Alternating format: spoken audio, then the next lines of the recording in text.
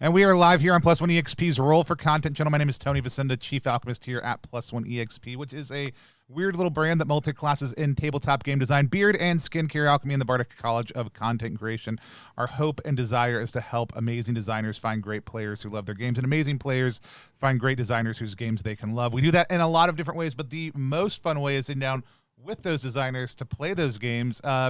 This is a stream that's been actually a long time coming, because Alicia and I had tried to schedule last year, couldn't make it happen, and now we're back again to play Paranormal Inc., which right now is also itch funding an expansion. You can go to TTRPG.link /BustMore to find out more about that. And there's Paranormal Inc. Jam. We'll find out all about that as we meet Alicia. Alicia, why don't you tell us who you are, what you do, and tell us a little bit about Paranormal Inc. All right. Hello, I'm Alicia. I am the designer of Paranormal Inc. Also other things, but today Paranormal Inc. is what matters. Paranormal Inc. is a carved from Brindlewood game. Came out of me making entirely too much content for Brindlewood Bay and being like, what if we did this but GM-less, and making it a design challenge for myself. And so in Paranormal Inc., we are playing paranormal investigators in a world much like ours that just also happens to be overrun by ghosts. So we're trying to bring some peace between the living and the dead, and also just toiling away under capitalism, trying to keep the lights on and pay our bills. I love it. Exactly like my day-to-day life. Also, this book came out of Zine Quest 2, right? Was when this originally got released? Is that correct? Three? Okay, I couldn't remember. It's been so many Zine Quests now. I know. But it was also like the biggest game that came out. Not necessarily number-wise, but it's a big, pretty comprehensive tome. I'm very, very excited about it. If people haven't checked it out, haven't looked it up, they can, again, drop to the link below us to go check that out. Alicia has some physicals you can order from her store, or we're going to have a print run coming to Plus One soon. So I'm very excited about all those things. You want to check out more about the book. But right now, going and itch funding the expansion is incredibly helpful. It's going to add, if it's fully funded and now stretch goaling, correct? Yeah, we're stretch goaling. So right now it has 6 added mysteries for sure, 3 by me and 3 by some amazing contributors. And I got so many great pitches that for as long as people will keep giving us money, I will keep trying to hire more people. So 6 for sure. We're on our way to our 7th. Every additional $300 lets me hire a new writer to bring a new mystery. Awesome. Cassie over in the chat says, I read through it last night and got the expansion earlier. Everything looks great. Going to try to get it on the table this month. Always love to hear that. Thanks, Cassie, for your support and all the cool stuff that you're doing over on your channel also too. But you didn't hear us to come here to talk about all that stuff. You came here to watch us play the game. Let's meet the other folks we're playing with. Let's go up to Steve Jackson themselves. No, it's Irene, creator of Begatalk. The voice and face of Steve Jackson Games on TikTok. Irene, why don't you tell people who you are, what you do, where they can find you online? Hi, I'm Irene. I'm Space Job on TikTok, Space Job RPG on Twitter, and Space Job on Itch. I talk trash about role-playing games, apparently speak slightly more professionally about some board games and role-playing games for Steve Jackson. And I just did the System Fictional Game Jam. So if you want to see a little bit of my writing, go to spacejob.itch.io and check that out. Awesome. I am super excited to have you here with us as always. And then we've got one of my other favorite folks to play with, Richard Ruane. Richard, why don't you tell people who you are, what you do, where they can find you online? I'm Richard. I used to be disguised as a young person, then Tony outed me as an old person a few months ago, and so this face is digitally simulated. It's true. I am the creator of Moonlight on Roseville Beach, which is coming out this year, and Sherwood, which is coming out this year, and My Chivalric Bromance, which is coming out on Tuesday. We finally got the PDF. So sweet. So that's if you can find me at r-rook.itch.io. Sweet. I'm very excited to dive in. We always use a couple of different safety tools we're here on the channel. Those are lines, veils, the X card, and the open door policy. I know we popped it up in the channel, but just a reminder to the players, you can go add in your lines and veils on the character keeper that we're using. I'll pop them up on the screen in just a second. But lines are things that may happen in the world of our game, but don't happen in the course of our play. They're off limits. Veils are things that may happen in the course of play, but we fade to black, move forward, address them only within a certain context. We're just considerate about how we approach those topics or issues. And then the X card is the ability for anybody at any point in time to stop, pause, identify an issue. Could just be confusion, could be something we want to add to one of those two lists. And then we'll move that content out and move forward in a different direction. We also use an open door policy. That means we may need to get up, eat, drink, move around, talk to people who are off stream, all those kind of things. Those are normal human things. We're going to do them. You should do them when you need to. Also, take care of yourself. Please. We'll probably also maybe take a break at some point during the course of our play, just so we all have the chance to stretch as well. Since it's a GM-less game, if anybody needs to call that at any point in time, we can just take a 5-minute break real quick. So with that said, we are going to have lines against harm to animals and sexual assault. We also have a current veil on finger torture and real-world face being used as negative plot devices. If we need to add any more to that as we go, we can. Or if anybody has any questions about those, when you talk through anything else, please let us know. Y'all good to go? Perfect. It is a GM-less game, but Alicia knows how to play. So I'm going to hand things over to Alicia to take us into Paranormal Inc. All right. So it is a GM-less game, but one person I always recommend be the host. That is the person who knows the rules. I guess in that case, that's me. I will inevitably fuck up my own rules to my own game. It happens all the time. Just fair warning. So Paranormal Inc. is played in 3 phases: the introduction phase, the investigation phase, and the resolution phase. The majority of the game is going to take place in the investigation phase. But here in the introduction phase, what we're going to do is we're going to read out our opening scenario. We're going to talk about how things are going to work, and we're going to make a couple of decisions. We're also going to introduce our characters, which we've already made. So let's start with our character introductions. So what I'm going to get is for everyone to tell all of us their character, the playbook they chose, their character's name, the moves you took, if you want to tell us about that, your sort of general vibe, and any backstory that you want to share with us. It doesn't have to be intense, just any information you want to tell us about who you're going to be playing. And let's start with Tony. Oh, let's not start with Tony, because Tony was setting up the stream. Oh, Tony's still making reading through all his stuff. Because I am playing the ghost, I will say that, but it also gives one of my moves gives me the option to pull a move from another playbook.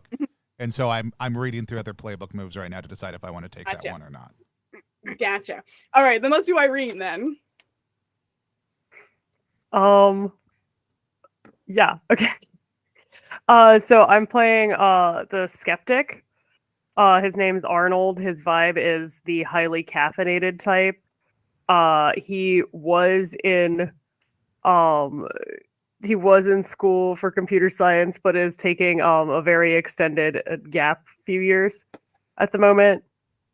And yeah, he has the reason in the face of danger and seeing isn't believing moves. He's big on the denial and avoidance. Awesome.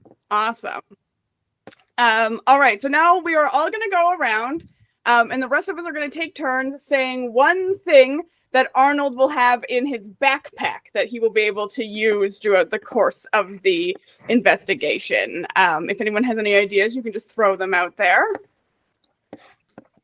Yeah, I have my character is really just trying to impress the fact that I not all ghosts are bad, and that also that we exist to Arnold pretty consistently. So I have placed a small collection of dead animals in Arnold's backpack as just little gifts, but also like they each have their own little small ghost that comes with them that I'm just trying to show Arnold. So small collection of dead animals Yeah, that I have put there. Like that's not an Arnold thing. That's a me thing. I love that. I think Arnold is the kind of person who has an absurdly powerful phone. But in Arnold's case, as a computer science major, it works on a command line. Yes. Love it. All right. I'm going to go with you have like a really out of date, heavy textbook.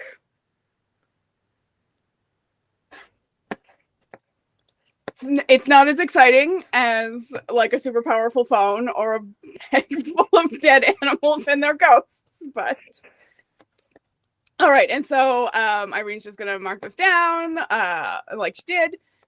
And who would like to share their character next? Richard? Sure.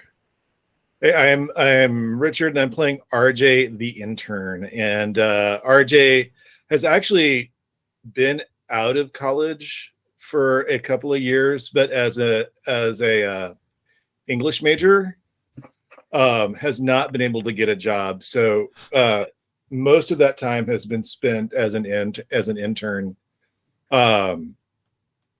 which was great because I took that one Gothic novel class. So that was the qualification that I listed on my resume. Yeah, so that's and then that, like, the 6 months of trying to work as a barista but being a little too accident prone. People really don't want their lattes on them, no matter what milk it's made with, they really don't want the latte on them. So really the internship here is the kind of the best pay I've gotten since my undergraduate teaching assistantship. So, and that was unpaid. I love that. I think that RJ, even though you were not a very good actual barista, I think you have a really good sense of everyone's coffee order that you write down in a book for everyone you meet. You have a little notepad of everyone's coffee orders.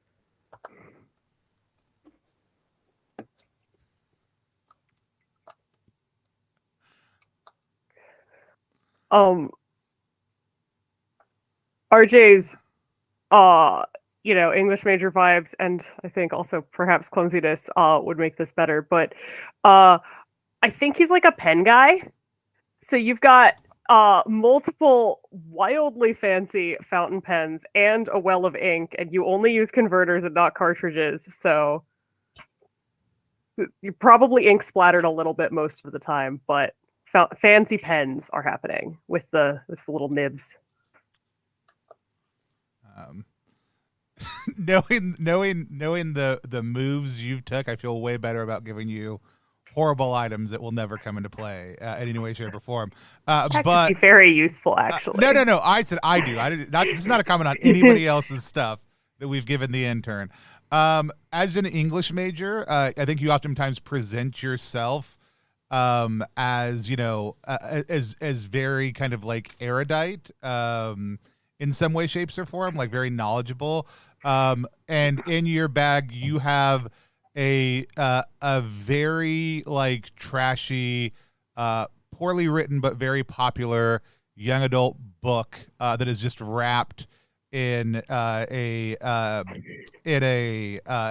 dust cover of an American classic. And I will let you pick the names of both of those things, but poorly written, trashy YA novel wrapped in the dust cover of an American classic.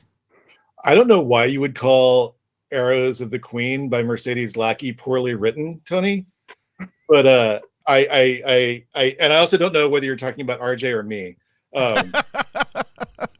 I love poorly written young adult fiction. It's the best. They're super easy to read. Yeah. So thank you. Yeah. Amazing. So RJ also has, for everyone who's watching, taken the ability Collector, which means that you now get to choose on your own whatever you would like, 3 more items to add to your backpack. So you can choose them, Richard, and type them into your little notes section there if you want. I also don't mind if you're like, I can't think of them now, and you want to think of them during play. That's fine too. I think I will try to think of them during play. So, Quantum backpack. Excellent. Tony, are you done making your character? My light just moved seemingly on its own, but it's probably just a ghost. So I am playing a ghost, an actual ghost. I have turned against my own kind. I'm playing Grimble Bimsby. Uses they him pronouns, and I have a ghostly visage. I can change my appearance as necessary if I'm in a situation where there's a benefit, roll with advantage. I have filled with regret. I can also, during ghost encounters, let another ghost possess me and get one of their memories. I think like Grimble is a very old ghost and doesn't really get it. Like in it, just all of it, right? Like I understand that I work for a detective agency. I sometimes forget that I'm a ghost. I don't remember how I became a ghost. I've been around since the 1600s.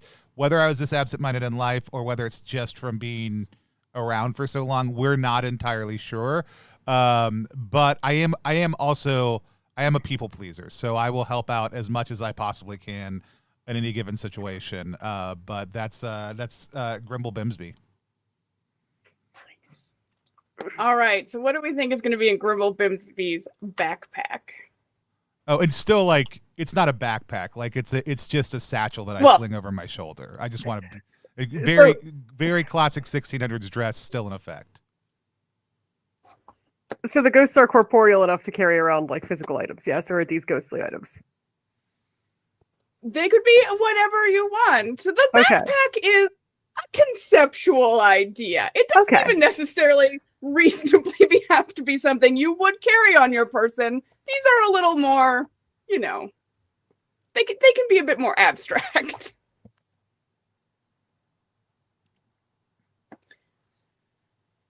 I think that you have a collection of like memento mori from people you think you know, but actually you don't know them at all.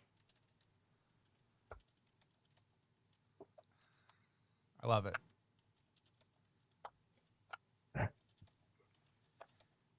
I think that Arnold has actually hidden something in Grimble's possessions as well. But specifically, when Grimble wasn't looking, Arnold put like a medical alert bracelet on him that says that he's a really confused old man who thinks he's a ghost. And they're not aware of this on their wrist, but it's it's great. I love it. I thought you were like, I thought you were talking about like almost like a Fitbit Apple Watchy thing to take my vitals at first, but I like this better. It's like in case he turns up dead, then they'll be able to figure out, Is Albert's name on the? Are you the point of contact for this, or who's the emergency contact? Yes, absolutely. Oh, okay, cool. Grimble, I think there's at least one classic rock album that you have on you that you're always humming, even though you don't realize you're always humming it. And you have various, your backpack is like has a bundle of like that in various media formats. Okay, that's my next question. All of which are outdated just because, we no longer play any media directly. So like you have the CD version, like a cassette, an 8-track. What album? I'll leave that up to you. Do I have like the the previous iterations of songs that those beats were generated out of as precursor items in my bag also too? Possibly, yes. All right. It's great. I will have to figure out what classic rock album. I don't know yet which one it will be. But I love it. All right. I also just noticed, Richard, you just have to put in your values for your stats. So you're going to put a +1, a -1, and 2 zeros, and then you can add 1 to any of those that you would like. Gotcha. Okay. All right. So last but not least, I am playing Elsbeth the Scientist. Elsbeth the Scientist is quite moody. She doesn't want to be here. She definitely worked for like Dormart before this, and this is decidedly a step down for her. So I took Ghostbuster. So ghosts are scared of me and my machines, and the classic experimental technology to see if we can like do some fun stuff with that. And yeah, I think she maybe like secretly likes all of you, but pretends not to.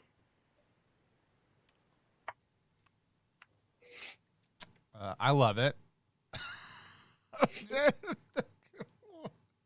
That's so good. I think that you have I think you have a pack of chewing gum that is it's a bad flavor, but you know that it's got a really high stickiness and conductivity quality to it. So it's good for spot science scene whenever you need to whip something up, or if things aren't working quite right. It's really good for fixing a circuit, sticking to things, whatever you need it for. It's all good. Love it. Horrible flavor, but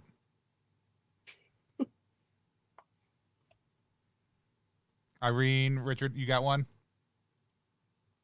I'm still thinking. contemplating, yeah. Yeah.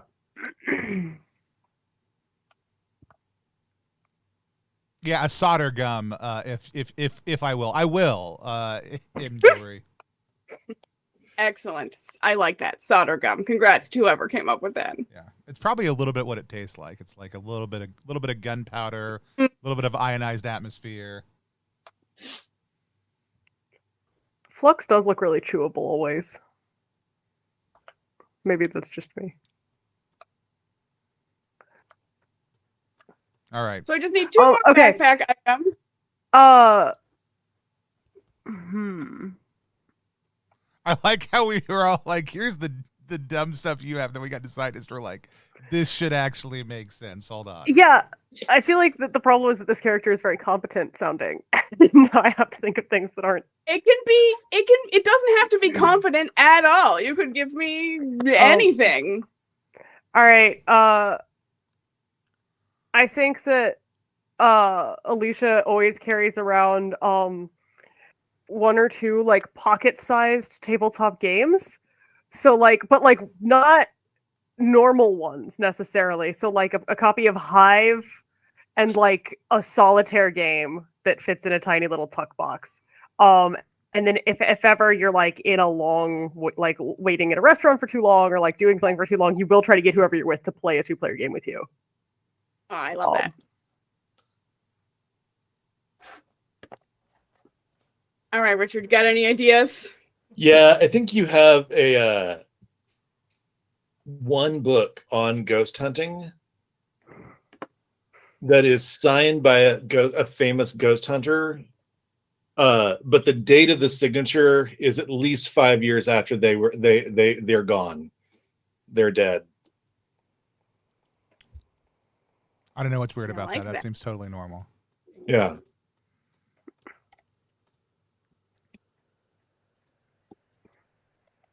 All right. Wonderful. Okay, so we now have our characters. We have our backpack items. I'm just taking a look. Everything looks good. So, a game of Paranormal Inc. Let's talk about how it's going to work. Everyone is going to be responsible for one part of the game.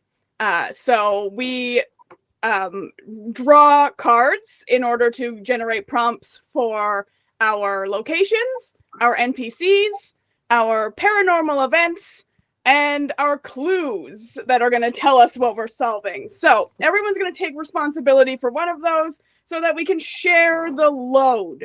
All you're going to do is when it's time, and we'll tell you when it's time, is you're going to draw your card and read one of the prompts from it. So who would like to do locations?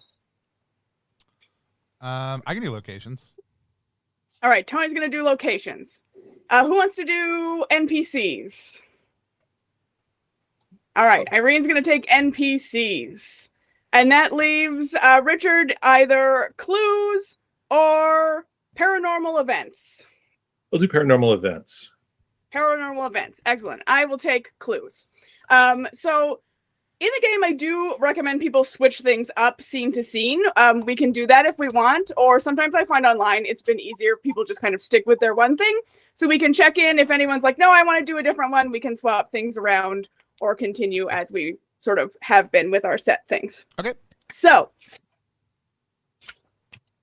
open up my book here so that I can be clear. At the beginning of each scene, we're going to draw a location. That's the first thing. We got to know where we're going. We can't preemptively decide where we're going. That kind of breaks the game. We can only decide to go to a place that we have already visited. But if we want to go somewhere new, we got to draw a card and see where we end up. So we'll draw a location card. We'll learn about the location. We'll also draw a paranormal event card. The person doing the paranormal event card, Richard, you don't have to introduce it right away, but you have to know, you've got your card, so when you're ready in the scene, you can introduce your paranormal event. NPCs and clues get drawn when it makes sense. So if someone takes the discovery move, obviously we're going to be looking for clues. And if it just makes sense that someone would be there or someone comes in, then we're going to draw our NPC cards. Clear as mud? Yep. Mm-hmm. Excellent. All right. So let's start our introduction phase. I'm going to read through the introduction of this mystery. We are playing The Phantom of the Opera by Laura Page Turner. It's a fan favorite. The North Lake Theater has been haunted for the last 10 years by a mischievous spirit the actors call Backstage Brian. He's largely harmless, hiding scripts, moaning in the rafters, or causing other low-effort haunting phenomena. However, disaster has marred every opening night for the past decade, with events like a falling chandelier, a sudden blackout, or a possessed extra.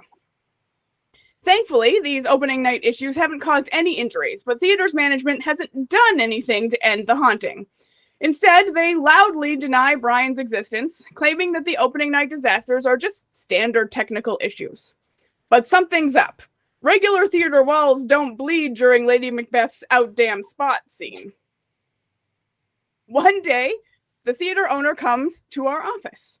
He's a man with a perpetual sneer and an affected posh accent, and his name is Preston Burke. He reluctantly confesses the following. No, Backstage Brian truly doesn't exist. Or rather, I'm Backstage Brian. It's all marketing. People have come to expect an opening night disaster, so I engineer one. And on opening night, the house is always full. Actors are blah, blah, blah, blah. Words. Actors are superstitious, you see. If I hide someone's script during a rehearsal, they assume Brian did it. So they see Brian in every shadow, and because actors love to talk, I get free publicity. But for the last month, props have disappeared. People have been seeing shadowy figures lurking, and they've heard strange music, but I'm not the one that's doing it. Something's moved in for real. And the actors are more frightened than I want them to be. I need it gone. And I'm coming to you lot instead of a larger, better ghost hunting group because I need absolute discretion. I will double your normal rate if none of the actors realize that anything is out of the ordinary. So we have an establishing question to answer. What play is the North Lake Theater putting on this year? Irene, you look like you have one. I have two suggestions, but they're just plays that I like that I think would be funny. Which is something weird like Rosencrantz and Guildenstern are dead, like a Tom Stoppard thing would be fun, or The Importance of Being Earnest, but simply just because I like Oscar Wilde. That's it. I am 100% behind either one of those. I was just going to suggest Cymbeline because I have seen an absurd number of productions for an almost never produced play. I've seen an absurd number of productions of Cymbeline, but The Importance of Being Earnest is something that actual people can relate to. I love The Importance of Being Earnest as an option. All right. So they're putting on The Importance of Being Earnest. One of us is extremely familiar with this. Why? I think that was like, Oscar Wilde's seminar was like my favorite class. That tracks. Right. There is no evidence that the professor who no one could find their office was actually the ghost of Oscar Wilde. No evidence. Excellent. Amazing. I'll also throw this out there. It's one of the characters in the play is based on my life, or I was around for it, but like I don't remember it at all. Like just as a as a one-off also. That it can be both things. Oh no, but I'm saying I'm not highly familiar with it. Like I'm not even going to recognize that it was me. I'm just letting everybody know like that is the case. Love it. Okay. All right. So our goal for this mystery is to discover who's haunting the theater and either convince them to leave or remove them by force. Ideally, we want to do this without letting the actors know why we are there. So, after we have accepted the job, which presumably we do because we're playing this game, Preston Burke hurries us out of your office, leaving behind a key. This is for the spare costume storage, he says. Find something inconspicuous to wear. The nondescript door at the back of the theater leads to a dim storage room filled with rack upon rack of clothing. We're going to go around and have every investigator describe the outfit that they put together. Okay. Richard, why don't you go first? Why? Why? I'm already sort of trying to lean into being accident prone, so it definitely has to involve a cape. I like it. Possibly also really, really clunky boots that are hard to escape from things in. And I that's the two things I think that have to be there just because he's so accident prone. And I'm not sure whether this is from their production of like, what was the Spider-Man musical, Turn Off the Dark? Yeah. Yeah, whether that was there from production of Turn Off the Dark or from as just like some weird Renaissance, bad idea of Renaissance theater dress. Like, somebody just heard Renaissance and then started putting capes on everybody. Love it. So yeah, that it may have been both. Yeah, this definitely seems like a theater company that reuses what they can. I love that. I think along the lines of things from a previous production, I think that the North Lake Theater attempted the Lion King musical once, and I have dug up a warthog costume. Love it. Obsessed. Arnold definitely found a box with like crew sharpied on it and pulled out like black coveralls and a headset and like mic, like a headset and radio pack. And has decided to masquerade as tech. Smart. Gotta keep on looking at my own name to not add extra letters in. Grimble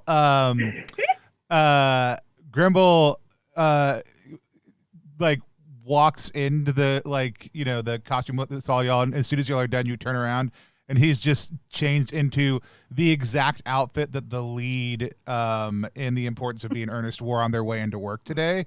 It is not their outfit. It is just I've made myself, using my ghostly visage, appear to have the exact same outfit as the lead actor who came in today. Like, I don't understand why y'all are dressing up in those weird costumes. We're supposed to blend in. This is what he was wearing. Why are you wearing anything else? All right. I love it.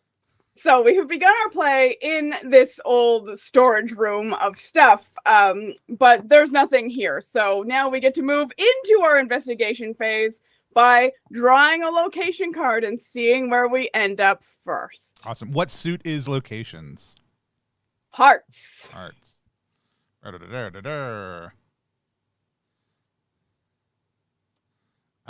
have the 4 of hearts.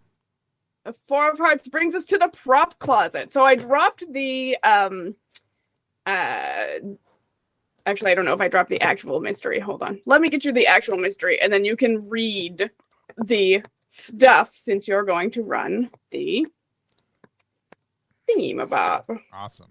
You're going to run the location. Is this over in Discord or over on the character keeper? I'm going to put it in the Discord because that's what I have easily accessible. Excellent. Let me drop it in there.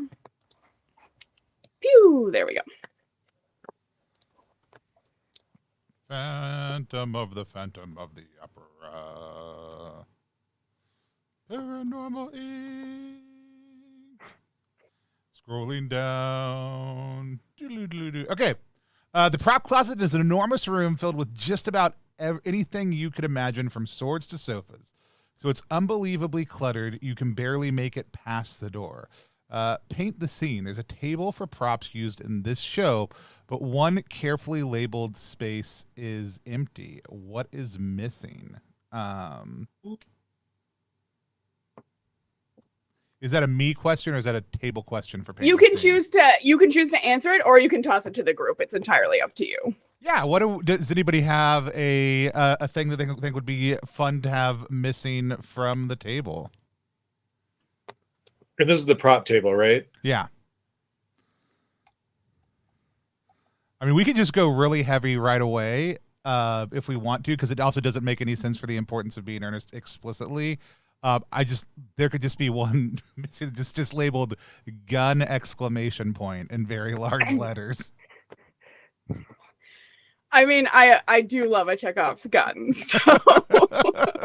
But in this situation, we're not showing the gun is so absent from the mantelpiece at the start of the show. It's a Schrodinger's Chekhov gun. Will that gun be fired? Yeah. The gun will either be fired or not. We won't know quantumly until it's revealed which one it is. And so, all right.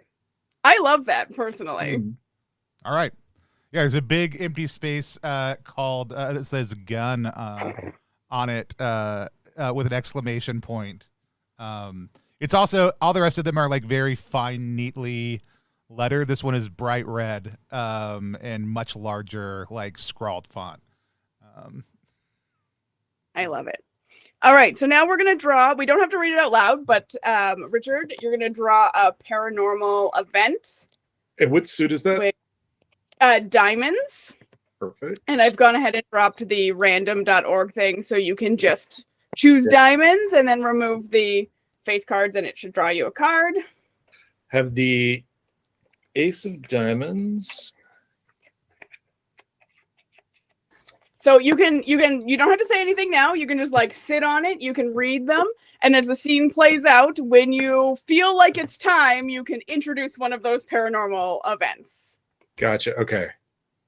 And now we're going to play it out. So we've stumbled into this room, into this prop closet. The gun is missing. I'm going to start by saying, I didn't know that there were guns in The Importance of Being Earnest.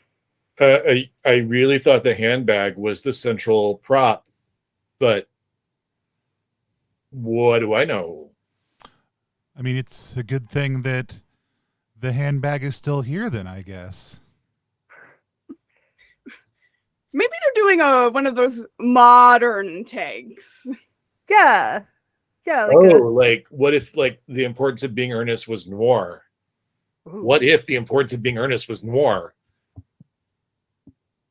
I say fumbling one of the other props that I was investigating. The cucumber sandwiches, just smush them. Yeah. Oh, cucumber sandwiches. I'm just gonna like eat one. And then when I try to recover them, the samovar goes like throw it like, you know. Oh no. I'm just kind of floating through the like massive amount of props in the back of the room. Every once in a while accidentally turning corporeal and knocking stuff over while I'm back there also too. So you just hear me kind of crashing around in the back of the room. I love it. I'm gonna say that I feel like one of those times that you accidentally go corporeal and knock something over sounds like maybe we could do the discovery move, an accidental discovery move. Yeah, absolutely. I'm down to do the discovery move. So there are a few different kind of core moves everyone can use. The discovery move is one of them. So when you search for a clue, conduct research, or otherwise gather information, like bumble about in the back of the prop closet, describe what you're doing and roll an appropriate ability modifier. So for this, let's see. This is me turning off and on. And also, since this is kind of abstract, intuition, I think, feels right here. Like this doesn't feel like it's you're not intentionally searching. I'm not, which is it's probably very rare that you use intuition on the discovery move in this exact way. But so that's going to be a 7+1. So on giving you an 8. Yeah. So there, you're going to get your clue, but as is a Powered by the Apocalypse game, there's going to be a complication. So I am doing clues. Let me pull up a clue for us here. I should have set up my cards ahead of time. Yeah. So anybody who isn't familiar with Powered by the Apocalypse, you roll 2d6 and the results you get will change how things work. So different games have different ranges, but typically speaking, 7 and 9 is a mixed success.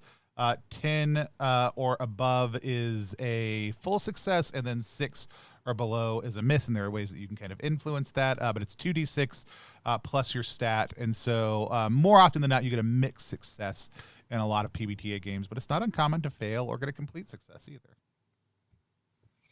All right. So as you're bumbling around back there, you come up against sort of like on top of some of the props, like a box falls down, and there are these blueprints of the theater, and areas of supernatural influence have been highlighted on them.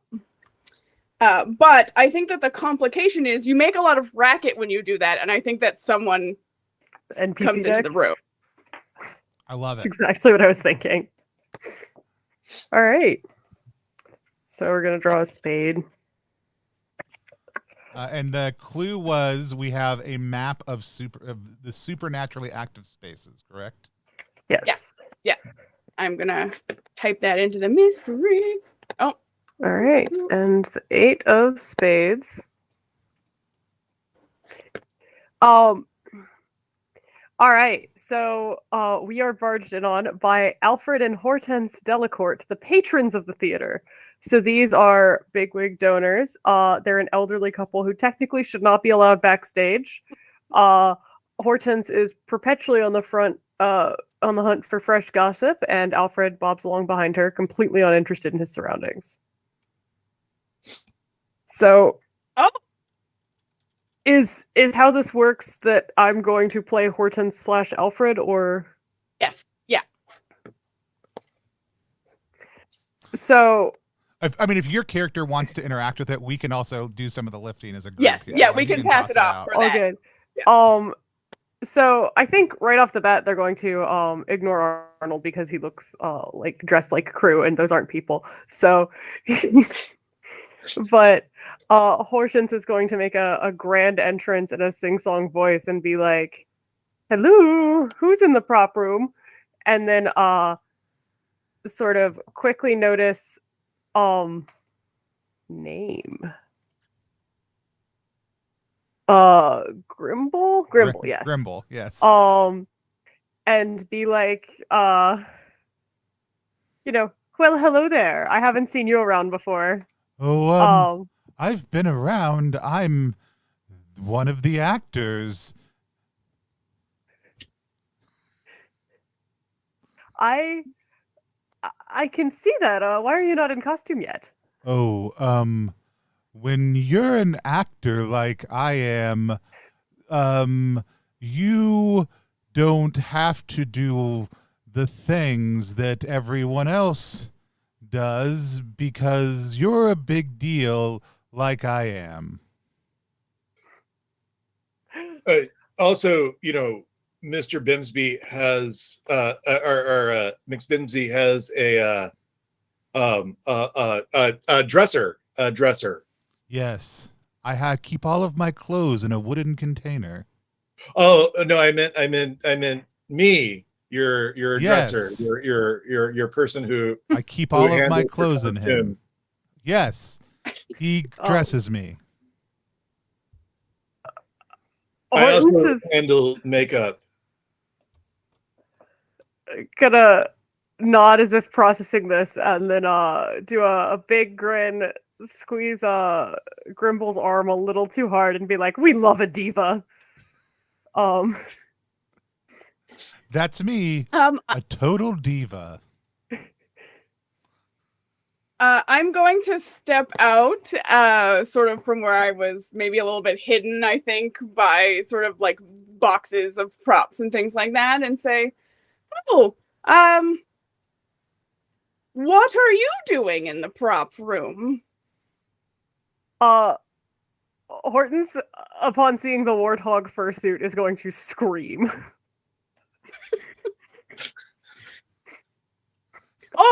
Oh, I'm so sorry. I didn't mean to startle you. I'm not really a warthog. I know that, it was just sudden.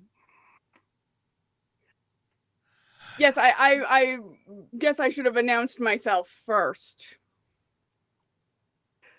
But you must understand, we actors don't expect people to be back here, who don't belong here. Yes. Why are you back here?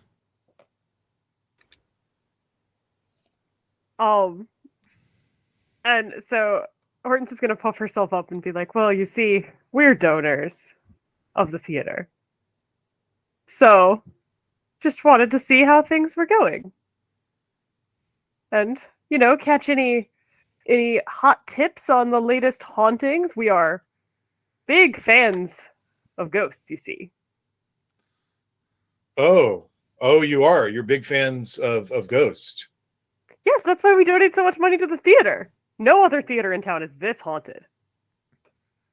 That's well, are other theaters in town also haunted though? I'm not sure. If this theater were to become unhaunted, we would have to start looking for a new one, though. Would you like my autograph? Sure, we love trinkets from actors. Darling, and she sort of starts smacking at Alfred until he remembers where he is, and pulls out like a notepad of sorts. That is covered in scrawls. When she produces the autograph book. I think I'm just gonna reach out with my finger and like a trail of blood where I sign my signature just appears on the page.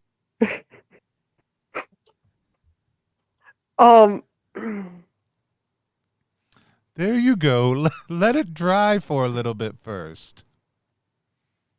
Well, every good fountain pen requires, a little letting things dry first, right?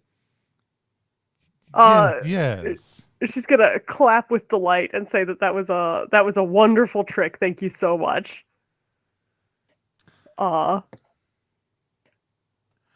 It's too bad that we don't currently know the whereabouts of backstage Brian. Otherwise, we might be able to summon him for you. I mean, right? Since you love Right. ghosts so much. But there's a reason we're assembled in the prop room and not the green room. Yes. Many reasons. Several. All of them good ones. Well, Have we you really seen the wanted to- gun? well, we really wanted to see Brian, so she's gonna start sidling off, looking disappointed. Oh, I think. let's just remember that every actor you meet is a future theater ghost.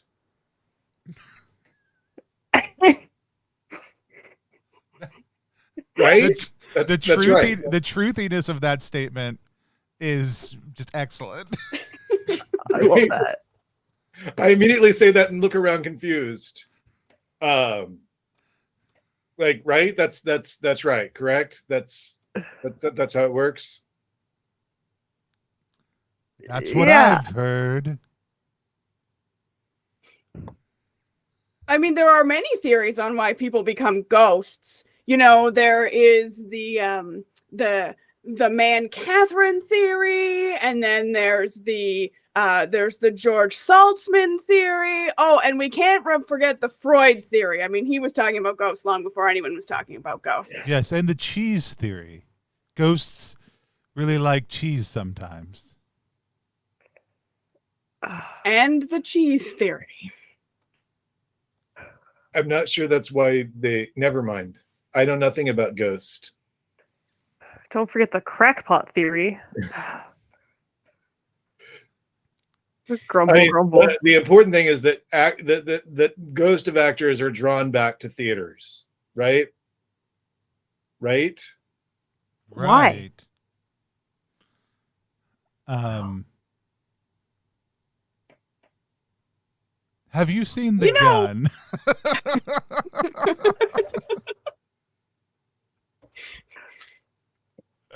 Yes, that's actually why we came here, for the gun, and it's not here, and now you're here. I mean, if you're wandering around, you could have taken the gun, or you could have seen it somewhere. Sort of, they stop on their way out, and Hortense gasps and is like, "I would never move a prop. Do you know how unlucky it is to touch props?" And we are pretty far from the stage at this point, right? Not like Who knows? Not like Sure. you know. We're not in the wings. Right. Yeah. Right. So that makes the fact that a sandbag drops right by her even spookier, because there should not be a sandbag, balancing anything right by where she is. Oh no. Is this a move you're using, or is this? Yeah, no, this is just the paranormal event. This is the paranormal event. event. Excellent. Yes.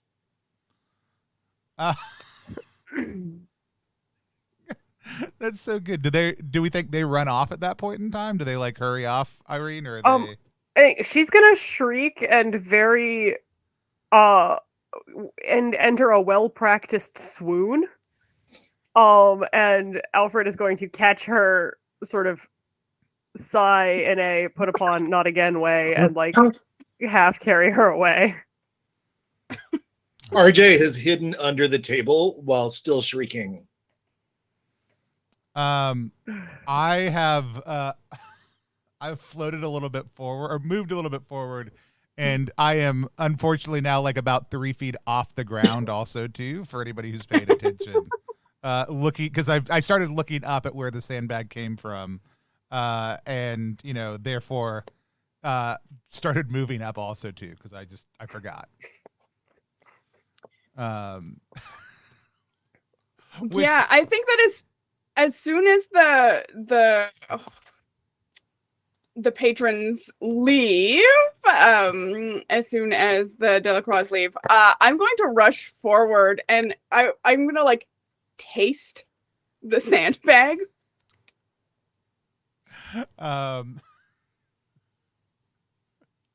That is it sand? I say from underneath the prop table. I feel like this might be a risky move. So are what you doing people risky think. move or discovery move? That's what I was trying to figure out. Yeah, I was just acting on what I feel like my crazy scientist would do, but it feels like a risky move to me. So risky move. When you do something risky or face something you fear, name what you're afraid will happen if you fail or lose your nerve, and then roll with an appropriate ability modifier. So I am, I guess, just trying to see if it feels ghostly, ectoplasmy, whatever. So I'm afraid will happen if I fail is that I'll literally just eat dirt. That's what I think is going to happen. I'm just about to eat some dirt, and it's not going to be fun, ghostly ectoplasma. Unless someone has a different idea, a better idea. No, I think that's great. We'll see how the roll comes out before we see if we have any worse ideas. All right, 7. Oh, what am I rolling with? I feel like science. I'm investigating sciencey things, right? It sounds, Science? yeah, Linking tasting stuff things is is a classic science. scientifically applied method. Yeah. Excellent. So that's going to make it a 9. So right. that is a complication. The player, any random player in this case, will tell me how my actions leave me vulnerable. And I can choose to either say yes, I go ahead and do it, or back down. I think it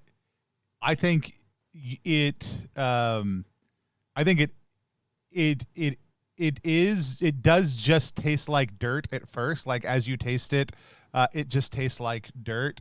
But the complication is you now all of a sudden feel the eyes of some unseen force watching you. Like there is something ectoplasmic in it that is now latched onto you through this dirt that you just ate. Yes, I love that. I am going to do it, and I feel like I'm going to take a condition for that. What does everyone think? I feel like... Yeah, I think for people who aren't familiar with the condition concept of Card from Printable game, how does it work?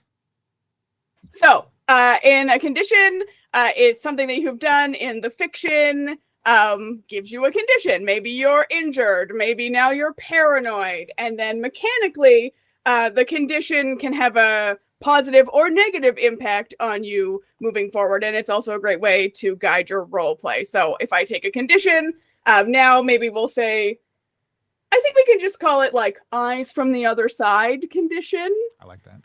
And then in the future, if we decide that that applies to something that I'm doing, it can either give me advantage or disadvantage. Love it. All right. Our NPCs have wandered off. We poked around the prop room a whole lot. We ate some sand. Do we want to stay here? Keep on poking around? Or do we? I've got this cool map. I like these. I like these spots, and I point the table. Do what? I'm perfectly fine staying beneath the table. But the table isn't marked on my map. These are the good spots, and I point at all the supernaturally active spots. I have a question for you. Does the map change now that the paranormal event has happened? Does that part of the map light up? I think the prop room isn't. I think the hallway outside the prop room did, though. I think, yeah, I would say it's a real-time ghost tech here. Look. Yeah, I mean, I agree with Grimble. Maybe we should go to one of these areas.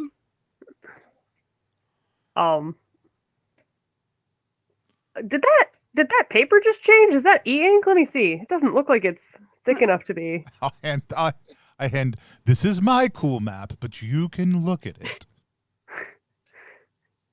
Sitting here trying to figure out the tech. Maybe it's heat sensitive. Maybe we'll figure out. Let's try this. Maybe it's one of those digital paper things where somebody's updating it from a range far away.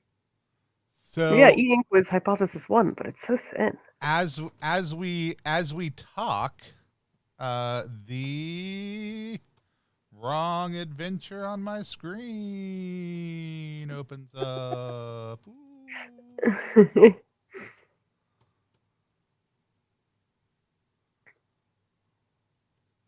Oh, that's because it's not on that thing. It's on this thing. Here we go. All of a sudden, the control booth lights up on the map, Albert, while you're looking at it.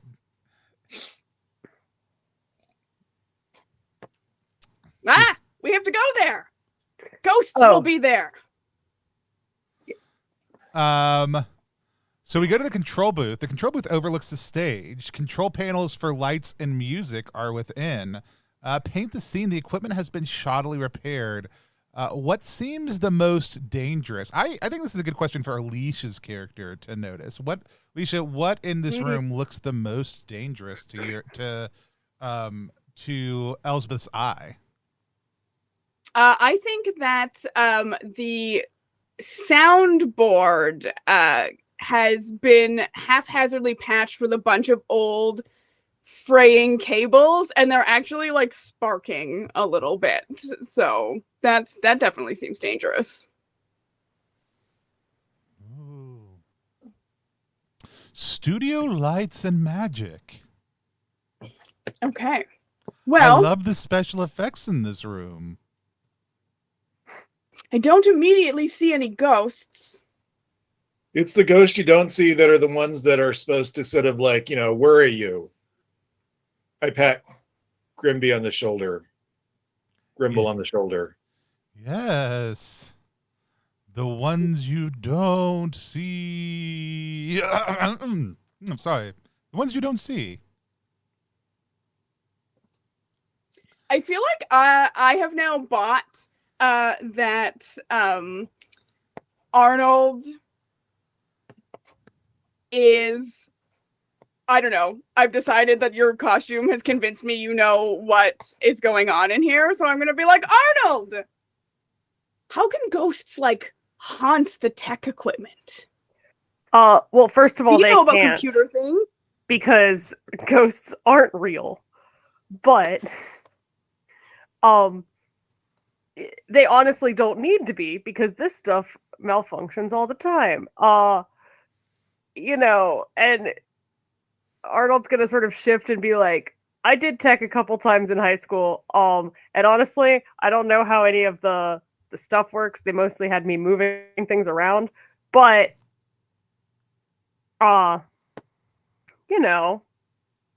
no circuits, light boards. Looks like all these cables are going to lights. What more could there be? I mean, how hard can it be? We can just, try to like turn things on and then turn them back off. Just remember what position you put them in. Yeah. Arnold's gonna like pull out the fancy little phone and snap a couple photos of like where all the switches are before we poke anything. It's fine. I have a lithographic memory. I pull out the toolkit I got for Elspeth one time. I think Elspeth mentioned something about expensing it when I got it, but we don't have anybody to submit reimbursement forms to. But it's like one of those like nice pocket toolkits, like for messing with electronics or fixing eyeglasses, which is primarily what I've used it for. And I said like, oh, let's just turn things on. And then I immediately start like poking around with the screwdrivers to see about disassembling the switchboard. The sparky switchboard? No, those are the cables that are sparking. Okay. I say clearing my cape away from the cables. All right. I So feel are like we this sounds like it could be. Are we gonna bump the risky. lights to see if they turn on properly? Would that be an investigation? I was going to say, are you using the discovery move or using the risky Yes. move? Was really what I was I feel like asking. I'm using the risky move. Okay. The risky move. All I right. mentioned But doing you're something discovery, and then I immediately got curious about what was underneath the light board. Yes. Uh, You're using the tools, so that's going to give you advantage on your roll. So how So does with that work? advantage, Mhm. With advantage, you're going to roll 3 dice and take the 2 highest. And what do I add, if anything? Let's go look. What do we think about the stats? Smarts or science? Is that it both feel like, or wits? I mean, Yeah, I wits feel like or science. I think I'm fine with either wits or science. Perfect. Okay.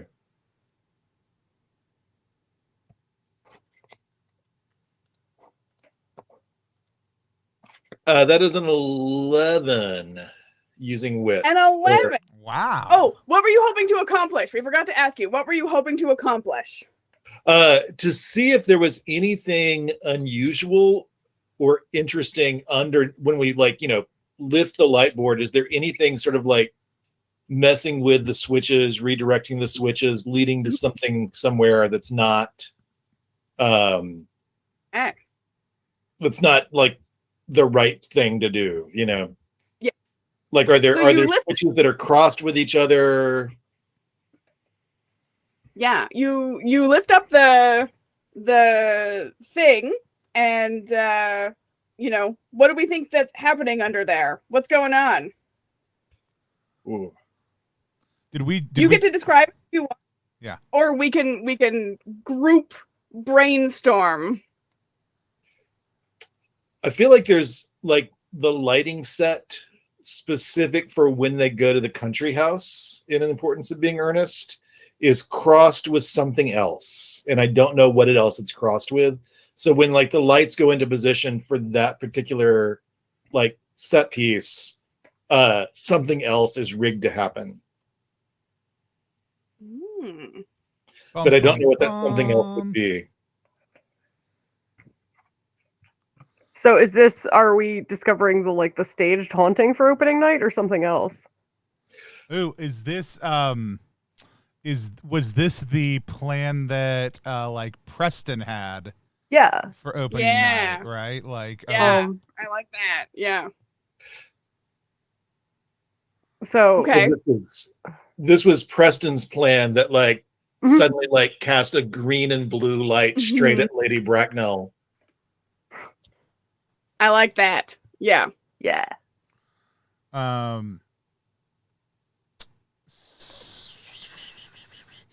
Do we feel like this was dangerous to anybody?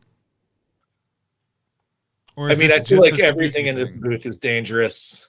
Sorry, no. Do we feel like the setting or the setup would have caused something beyond like, oh, what's happening, right? Like, is there any sort of risk or danger that we noticed that comes up? I'm just trying to think of like, what would this potentially tell us that's extra? What kind of extra insight might this give us on that? Oh no, it's a 10 or 11, right? So it's just a normal. It's yeah. You hold steady, yeah. And so, yeah. So we know what Preston had planned. So we know what Preston had planned. But it lit up here for a reason, so there has to be something, right? Yeah. Did we draw a supernatural encounter already? I have not. Well, go ahead and draw one. We can see what's happening. Of the 8 of diamonds. So this kind of explains to us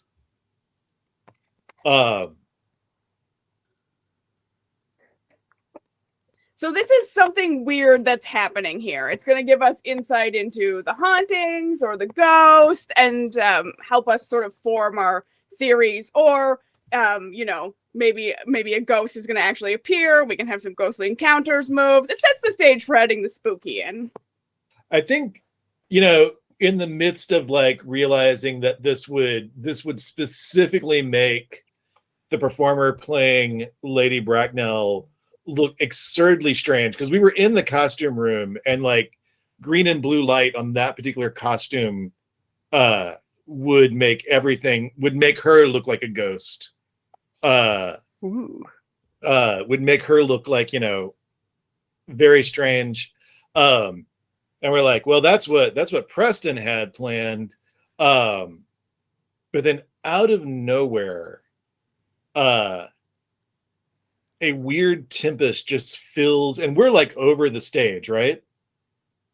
Yeah, where like the control booth is over top of the stage. Yeah.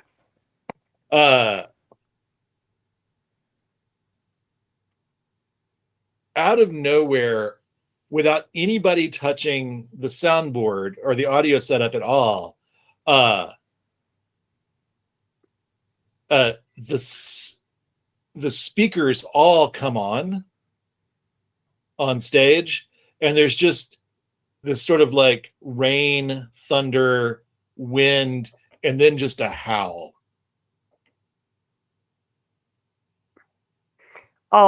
I'm gonna immediately bustle over to the mini disc player.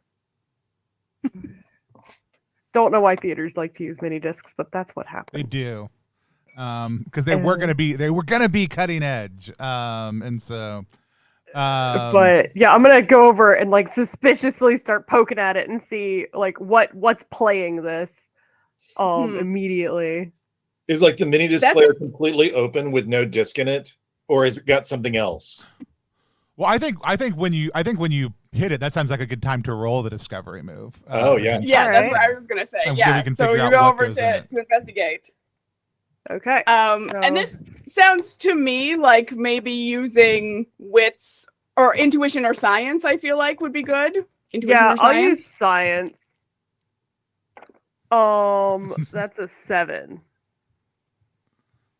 All right. So that's a complication. I'm gonna draw a clue here. Draw a clue. Go with my clues. And just a reminder, you can always take a personal haunting at any point to bump up the result one band if you ever want to. Yeah. All right, and that would also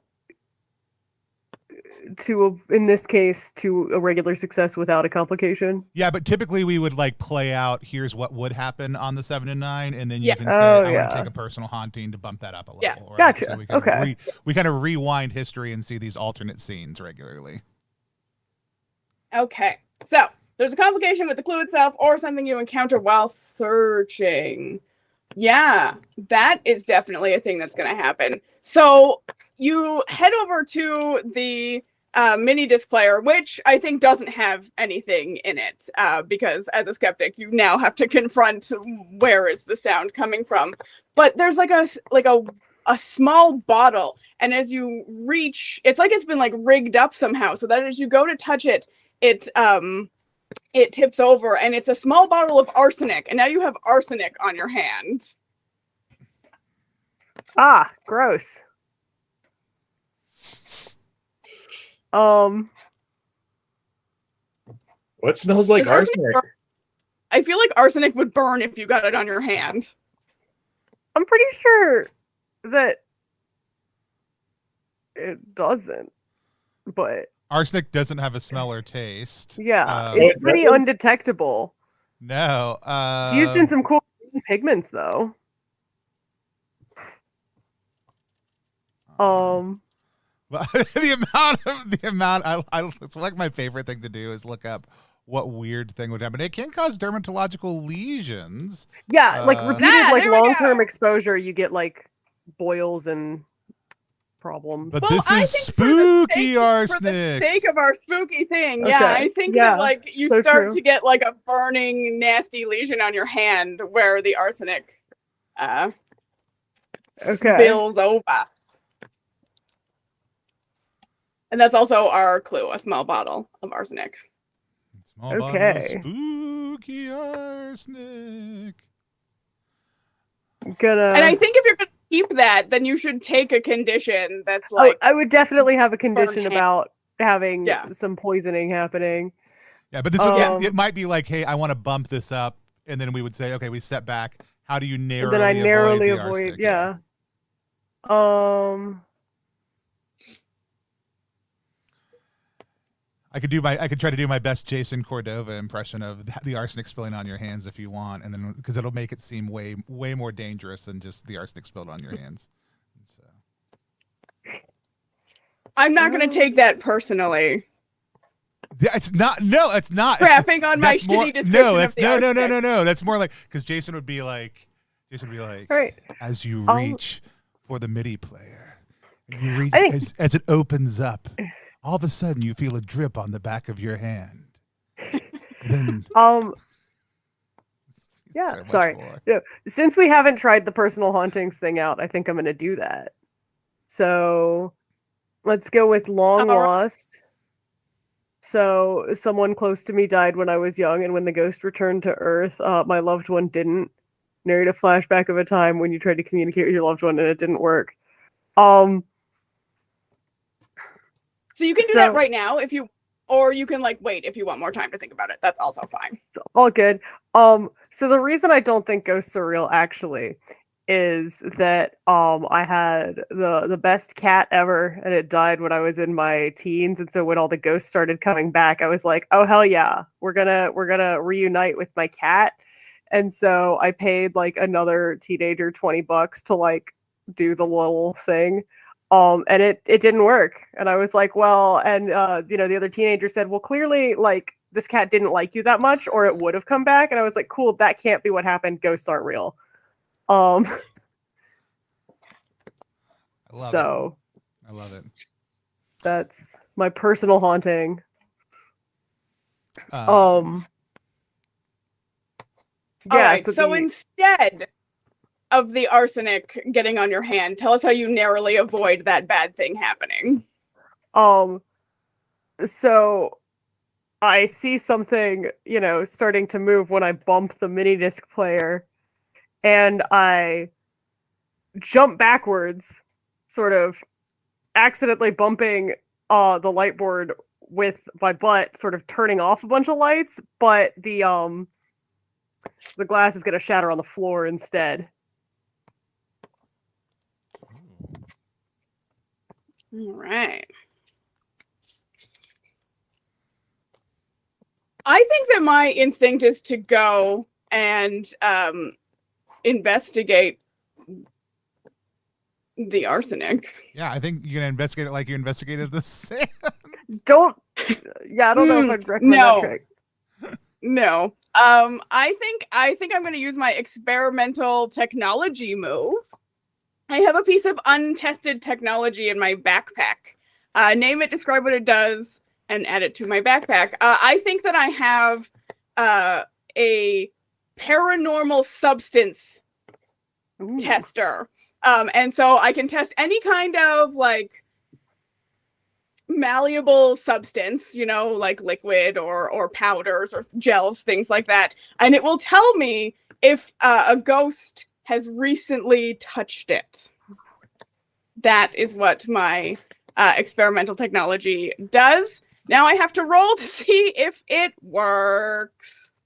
Using science, let's see. Science. That is a 9. So the technology works once and then fizzles out. The backpack item gets marked as usual. But it works. So what do we think? Do we think that a ghost has recently touched this weird bottle of arsenic? I think a ghost has recently touched that weird bottle of arsenic. Absolutely. I think so too. How else I would that think so bottle too. of arsenic have tilted over? Yeah. So I feel like Why I'm now else would convinced that there is a bottle of ghost. arsenic be sitting in the sound booth or Right? the tech booth Yeah. right over the mini disc player? Look, have you ever worked tech? Sometimes you got to get out of there however possible, But I'm now convinced there's a ghost in the room with us because I feel like it tests a recent window. There's a ghost here, which I yell out, "There's a ghost here!" Shh, don't give me away. No, not you. A different ghost. Oh. Hello? Are we communicating with a spirit from beyond? Knock once for yes, twice for no. I knock for yes. Are we communicating with a spirit from beyond not named Grimble? Knock once for yes. Are you trying to make Does anything happen? I was gonna say, does anything happen with the speakers? Maybe because they Oh, set yeah. off that like horrible wail, right? Should I draw again, or should I riff on that one? I would riff on that one if I were you, but if you want to draw again, by all means. Oh, yeah, I think that there's two howls followed by a third howl. And they're not even like animal howls. They're like, the wailing of human emotion howls. Hmm. But they're coming in over these nice speakers as if they were like 50 years old. Are they coming in from like the booth monitor speakers or like the whole house speakers? Also? Oh, the whole Okay, the whole speakers. Is it and it's just 3 times and then it stops? Yeah. Oh, the rain and wind continue playing. Okay.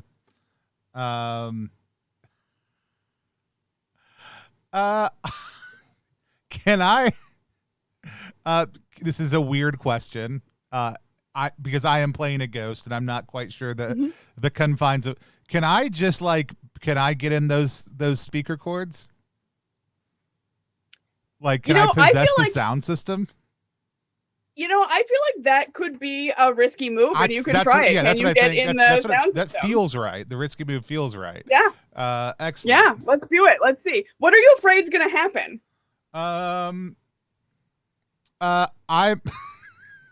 afraid I'm gonna get in there, and it's not gonna be a ghost, and I'm gonna feel a little bit alone. Okay. All right. Let's roll. To me this feels like intuition. Okay. Maybe? Actually, let's say Does that make sense? Yeah. Sometimes when I possess things that aren't people, I get stuck in them for a while. So I'm a little worried if I do this, I'll get stuck in the wiring for a little bit. Yes. Yeah. Oh, the first one's a 1. The second one's a 4. I said one's a 3 rather. So we've got a 4 right now. Plus 4. Plus 1 is 5. So this would be currently this would be a miss. Which means that the thing that happens to you you're gonna get stuck in the speakers. Yeah, I just say that stuck in the speakers is right. Stuck in the electrical. Stuck in the electrical is okay. I think the vibe, because I'm not going to take a personal haunting. I'm just going to be stuck in the electrical system for a little while. Amazing. And so I think all of a sudden I think we can represent. Oh, go ahead. I was gonna say I think we could represent that as a condition, like literally. Yeah. Like, oh, that's very good. Yeah. So we're gonna take a condition. We're gonna mark a condition. We're gonna maybe take the something condition like ghost in the machine. Yeah, ghost. I love it. Exactly. And all of a sudden, like the howling and everything, like stops, and you just hear did I do it?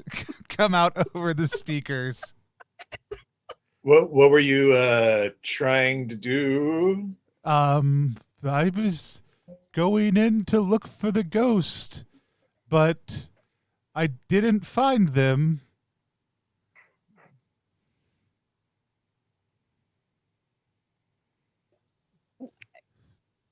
Well, I mean, in that case, you did sort of accomplish what you were looking for because you didn't find a ghost. Now we know. I need you to lean forward and speak into the microphone on the desk. Press that button there. It's very hard to hear you if you don't.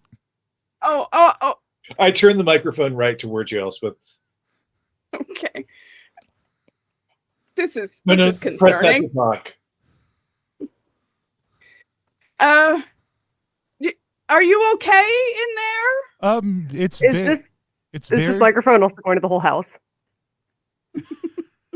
Yeah, like this is the speaking to the the booth booth to the house. Okay. Like everyone can now hear this conversation happening. So if we think somebody stumbles upon us at this moment, we want to pull an NPC, that feels good too.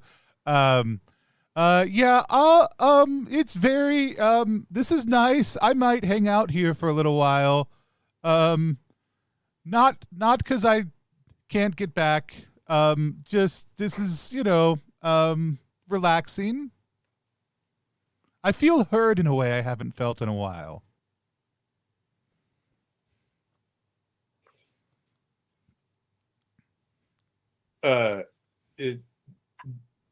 Uh, Maybe you can like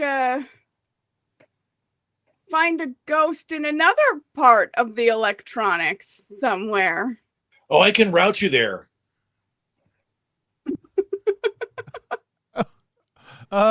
Sure, I guess I could do that. I would like to know how Arnold is feeling about this situation. Arnold is like has basically assumed that what has happened is that Grimble has crawled underneath the speakers in some manner and is now physically stuck, and that like the communication that is happening is just because of the speaker system, and he's like mildly frustrated that you went in such a small place and got stuck, and also very concerned about the fact that the microphones are picking up all of this and kind of wants to pull the plug, but isn't, because I think this is loud and obtrusive enough that an NPC would show up into the house to investigate. And we've got the 10 of spades. The 10 of spades. Whomst is Annie Davis, the usher, and Preston Burke's awkward teenage niece. What's the name again? Annie. And she's wearing like a large name tag that says Annie Usher, you know. And so you see, I guess she was like lying down in between the rows of seats, like reading some science fiction novels. That's her deal. But she sort of sits up and you see her like dropping something with a lot of like lasers on the cover. And she's like, "Hey, you know that mic's hot, right? Y'all good up there?" We're working on it. Yes, everything is under control. Are you supposed to be here before showtime? Yeah, I'm supposed to watch the house and make sure nobody's coming in here to mess with the show. Mr. Burke, wanted me to keep an eye on stuff in case anybody's interfering. Have you seen anybody interfering? The Delacroix were wandering around. That you should go get them. Yep. Oh, They were headed to the green room, I think. Oh, they're big, not supposed to be backstage. Oh no. Have you Yeah, seen you better the go get gun? Also, the gun's missing from the prop table. Oh, that's not my job, really, but I should probably tell someone. Oh god, oh no. So she's gonna pick up her books, like squirrel them away underneath the like the steps up to the stage, and then like run back, and then sort of poke her head back out of the wings and be like, "Please cut the house speakers, though. That is really loud." And sort of. I'm sorry. We'll take care of it. All right. So we have Gribble stuck in the sort of electronics of the sound booth. Maybe we can, get him somewhere else. Unclear at this point in time. What do we want to do now? Maybe we should consult the map and see what else is glowing. It's a map. It's a map. It's a map. It's a map. RJ has that, right? I think Grimble had it. I know. I gave it to Albert to look at because they wanted to check out the tech. Oh yeah. But I will determine Arnold? what area on the map. So yeah, what area on the map is lighting up for you, which is the 9 of hearts, which is the trap room. Trap room is a cramped, dusty space Beneath the stage, trapdoors and lifts allow actors to rise or sink dramatically. Items littered in the corners indicate someone has been spending their spare time down here. What do you find? We'll do that in a second. Let's toss that over to Richard. Richard, you're going to tell us what we find that indicates somebody has been spending their spare time down here in a second. But I think you hear Grimble go, "Wait, I feel something," and then like all of a sudden you see like a trap door on the stage open up and like pull down. Did that do anything? And open and close the trap door. Oh, okay. I really don't like small enclosed spaces. Will y'all come down there with me? Yes. Let's all meet down there. So we head to the tramp room. I think what we find is a set of like really recent coffee receipts from the place that RJ used to work. Oh, interesting. Well, here's the question then. Immediately. Whose order is that? It's no one I know, because no one drinks chai tea, iced chai tea lattes with chocolate and the shot of espresso. Phew. I don't know how to make chai tea be bad. I mean, you can just add anything to it and it tastes great. I would like- say generally, I love raspberry as a general flavor. Raspberry Italian sodas, and then you can very much get, without much trouble, raspberry and chocolate by itself is fine. Raspberry with pretty much anything else, though, and as a syrup flavor, is absolutely disgusting when mixed with anything else at a coffee shop. Yeah, I feel like, so it's raspberry, chocolate, and a shot of espresso. Gross. In chili. Which I immediately think, like, why would you do that? We had a chocolate raspberry syrup that you could have just paid for one shot. This person doesn't want it that way, though. It doesn't taste the same. Somebody's going to add us later and be like, "That's my drink," and we're judging you right now. Like, this is a safe space, but you're doing a bad thing, and so like, you know, You're drink shaming. yeah, I'll drink shame. Like, I'll do it. And All so, right.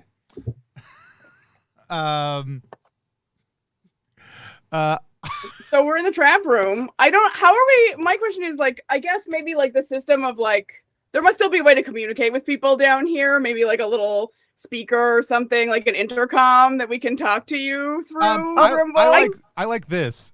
I did still have the headset. I'd say the only person who can talk to me is the skeptic right now. Yeah. That's the best. There are some I understage... turn on my headset, Yeah. I guess, thinking like if you're still stuck in the booth, I can still. Yeah. And there are some understage like low lights down here that I can like flare and like bop around, but like, you know, I think the headset's the primary way of communication at this point in time. Amazing. Excellent. So, did we draw a new paranormal event card so that we can be prepared for whatever nonsense is going to happen in this room? Just draw it and be ready for it. I'm sure it's gonna be great. It's 3 of diamonds. Let's toss this, I think, to Arnold. You know, you've got Grimble in your head. We're in this trap room. What do you think we should do?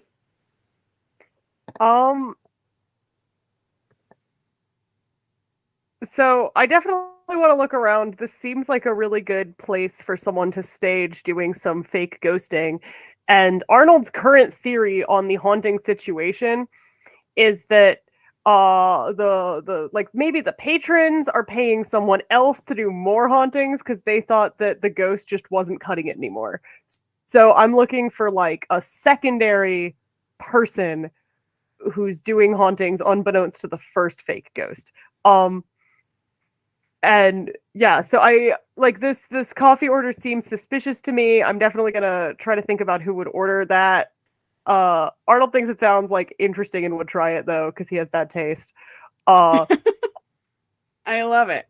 So it sounds like a And discovery move to me. Yeah. You're down here, you're actively looking for stuff. okay, so that would be rolling wits or 2D. It depends on how you're exploring the space, but if you're just looking Yeah. around generally, it's yeah, he's like trying to analytically like figure out like what could you get up to from down here in order I to mean, fake some hauntings. That I would say that would be like science to me Okay. if you're like trying to like use reason and rationality to figure something out. Okay. Science it is. And that's going to be a 6 with my modifier. We are not doing good today. Oh no. Oh no. Halloween dice are Uh, failing me.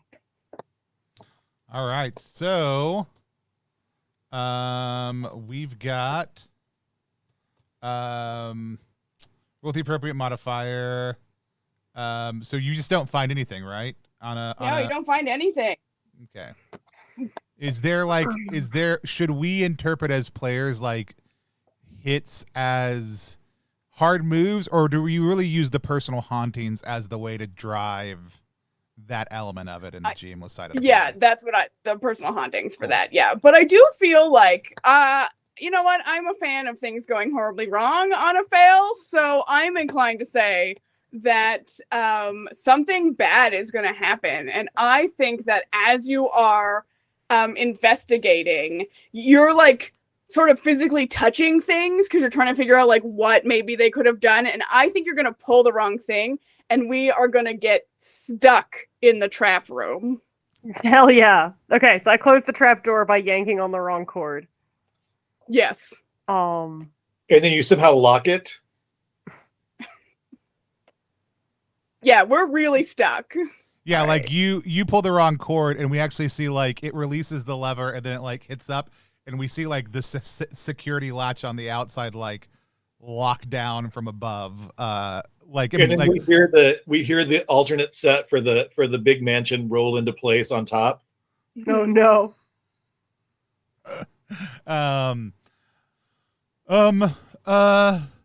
Is everything okay down there? Why did I'm- you close the door? I didn't actually plan on doing that, as it turns out. Oh, Because you did it with such confidence that you looked like you really just that was just decisive. yeah. Let me see what I can do real quick, and I just like. You hear like a weird laugh track go off up above, and then like the lights down here flare a whole lot, and I'm just like, yeah, that's all I got. Do you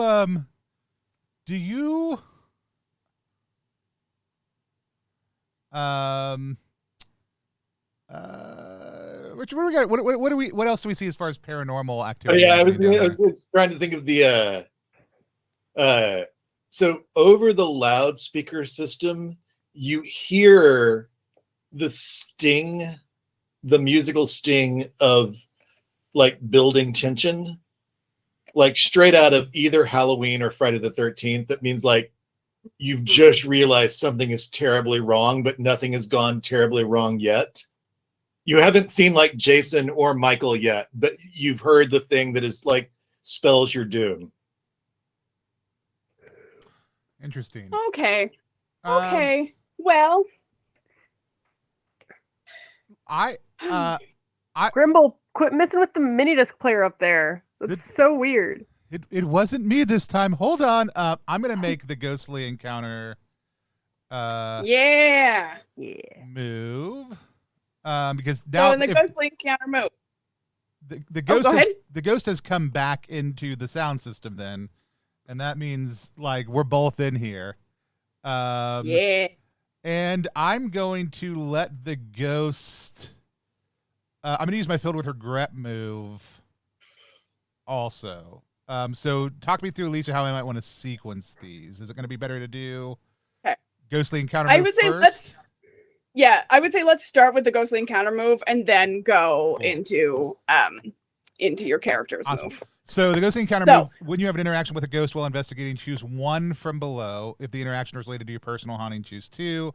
I haven't taken any personal hauntings, right? So yeah, that's phrased poorly. If it's related to one of your personal any hauntings. one of my so personal hauntings. Cool. Even if they're not marked. Excellent. What Correct. do we feel like? Let's see. Let's look over at my personal hauntings then, real quick. It doesn't always apply. Like sometimes it's not relevant. But Memories of death, visions of my own death haunt me. Narrative flashback of my own death. Narrative hijacked. Narrative flashback of the first time you possessed a person without their consent. Absorb memory such an item in your location. Narrate a scene that happened in their presence. Friends on the other side. Friends on the other side. You are hanging out with a ghost in the speaker system. I think this relates to friends on the other side. Okay. Yeah, friends on the other side. Narrative flashback of hanging out with other ghosts. Excellent. So I'm gonna pick 2 from the list below, and this just happens, right? Because we're having an encounter. Yes, yeah, just happened. I may ask the ghost a personal question about another investigator. That investigator must answer honestly. You receive a ghostly vision about another investigator. Describe it and add +1 to my next discovery move. You may clear an appropriate condition, can be chosen twice. If the interaction is related to your personal haunting, you may stumble on a clue relevant to the scene. Tell the other investigators what it is. The clue cannot conclusively solve the mystery by itself. I'm certainly going to choose that one. We're going to stumble on a clue here. We'll come back to that in a second. I'm gonna ask the the ghost a personal question about another investigator. That investigator must answer honestly. We're gonna go, I think, with Arnold, and I'm gonna ask the ghost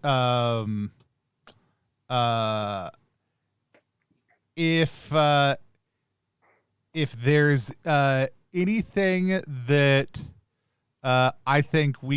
they think we can do to make Arnold like us. Because I think I view the skepticism not so much as you not believing in ghosts, but you not liking me. Or maybe not. Is there anything? What can we do to make Arnold like us more? Is the question. So he does like Grimble. He just thinks that he's senile. So he's like, they always have their weird little ghost things, and I will indulge that because it seems like it's going to like distress him more if I don't.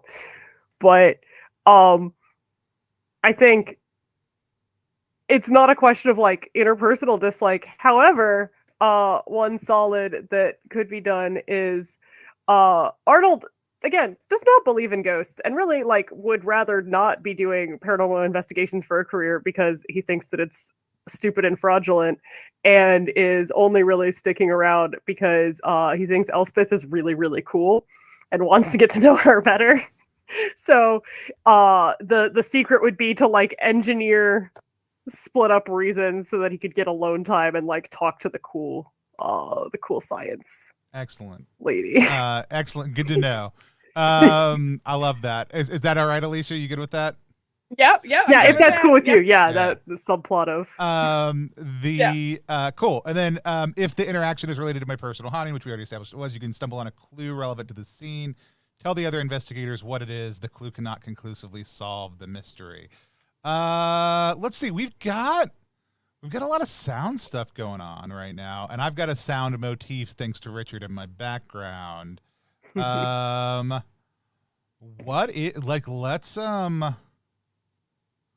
stumble on a clue. Is this looking at the list of clues, or is this looking at this is one we freestyle? This is one that we freestyle. Okay, yeah. cool. So we just get to decide what it is, and then we add it to our thing. The guideline, of course, making a clue is that it should be like specific enough to be usable, but vague enough to be something we can put into our theory at the end. Yeah, I think maybe a very obviously not connected to the importance of being earnest, and not even like, oh, we think this is the weird modernization take that includes the gun version of it. Like, what weird song starts playing over the speakers before it fades out, do we think? Or what type of song do we think plays? I think the song is Dancing on My Own by Robin. I love it. So, very specific. Dancing on My Own by Robin. Yes. Starts playing over the loudspeakers when I asked, and I sense this is very personally important to this ghost. We'll add that to our clue list. All right. Amazing. I think I'm then gonna make. I know I did a bunch of big stuff there, but I think I am gonna make the risky move, because I do like. I kind of want. I want to see if I can make all of Arnold's dreams come true. What I want to have happen is I'm gonna mess around with all the things I can feel in the electric system again.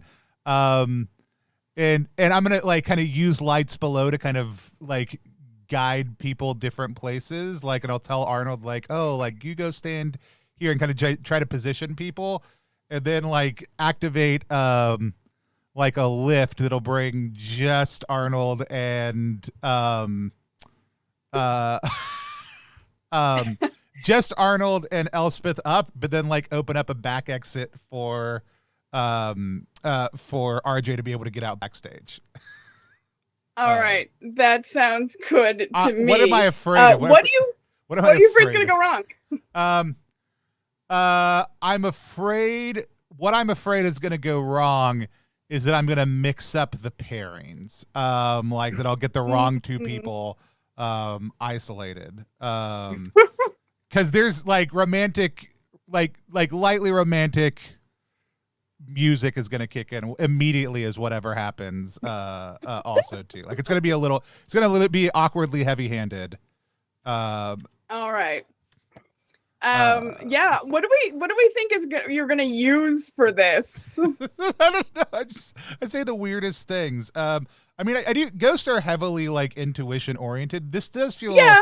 This also feels like an emotive plan, right? And yeah. So I do think that makes probably still the most sense with this. Yeah. And that's a 7. That's a 7.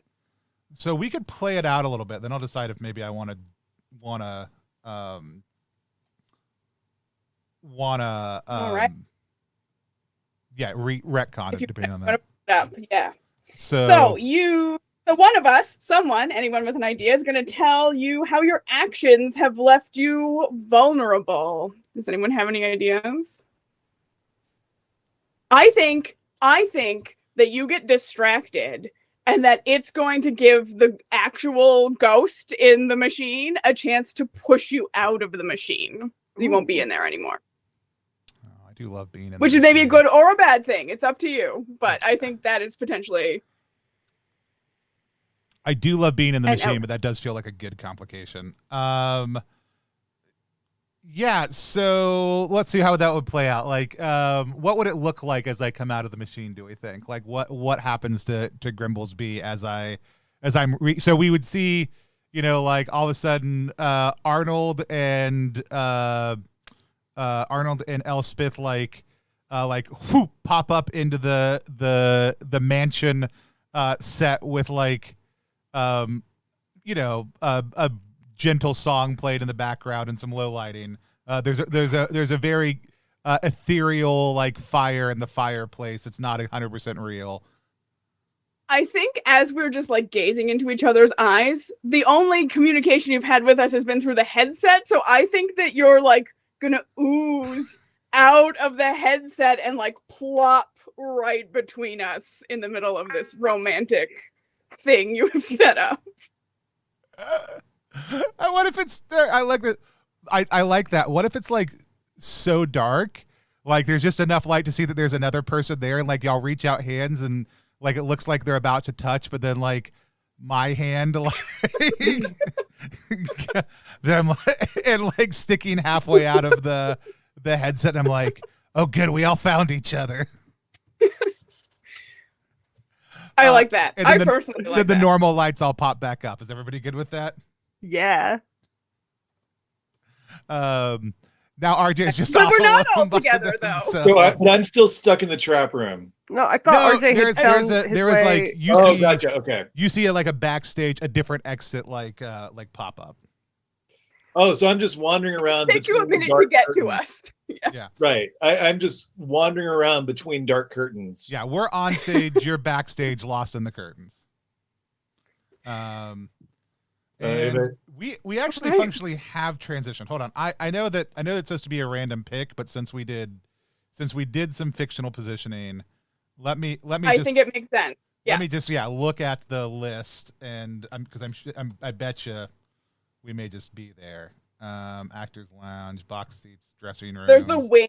Wings. Yeah, we'll go with wings. So we're on the stage, but then we move off to the wings. The wings are at the very edge of the stage where the sets that aren't in use on the stage wait. Getting through the rings means carefully navigating over and around walls, curtains, and furniture. Irene, I think we're going to give this one to you in just a second. One of the sets for this show is badly damaged. What is wrong with that set? That's where we are. RJ, I mean, I can give you a separate one if you want to come out a different place. I depends on what y'all want. I don't know if it's I would like to intended ask for us for to a be quick break. in multiple places at the same time or not. Yeah, I think rejoining is probably a good idea. Yeah, Yeah, I think there's nothing wrong with that, but in the interest of time, maybe Yeah. all being together makes sense. I can go with that. Could I ask for a quick break for about 5 minutes? Absolutely, let's do that. We're going to take a short little break. We're going to come back. We're going to find out which one of these sets has been badly damaged. And during that 5 minutes, RJ is going to make his way over to the wings to join the rest of us. We are currently playing Paranormal Inc., and we'll be back in about 5 minutes.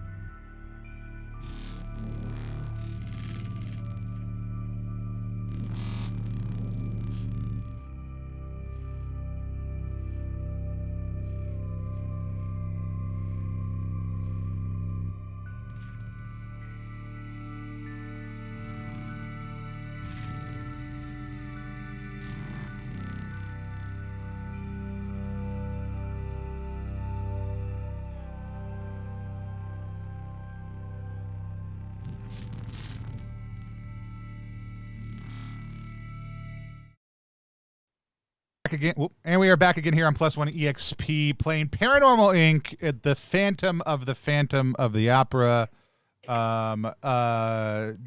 We're all dancing alone together in the wings of the North Lake Theater in sunny town that we're in. Maybe not sunny outside. Who knows? Paranormal Inc. always feels very Seattle to me whenever I play it, and I don't know if there's a canonically intended setting or not.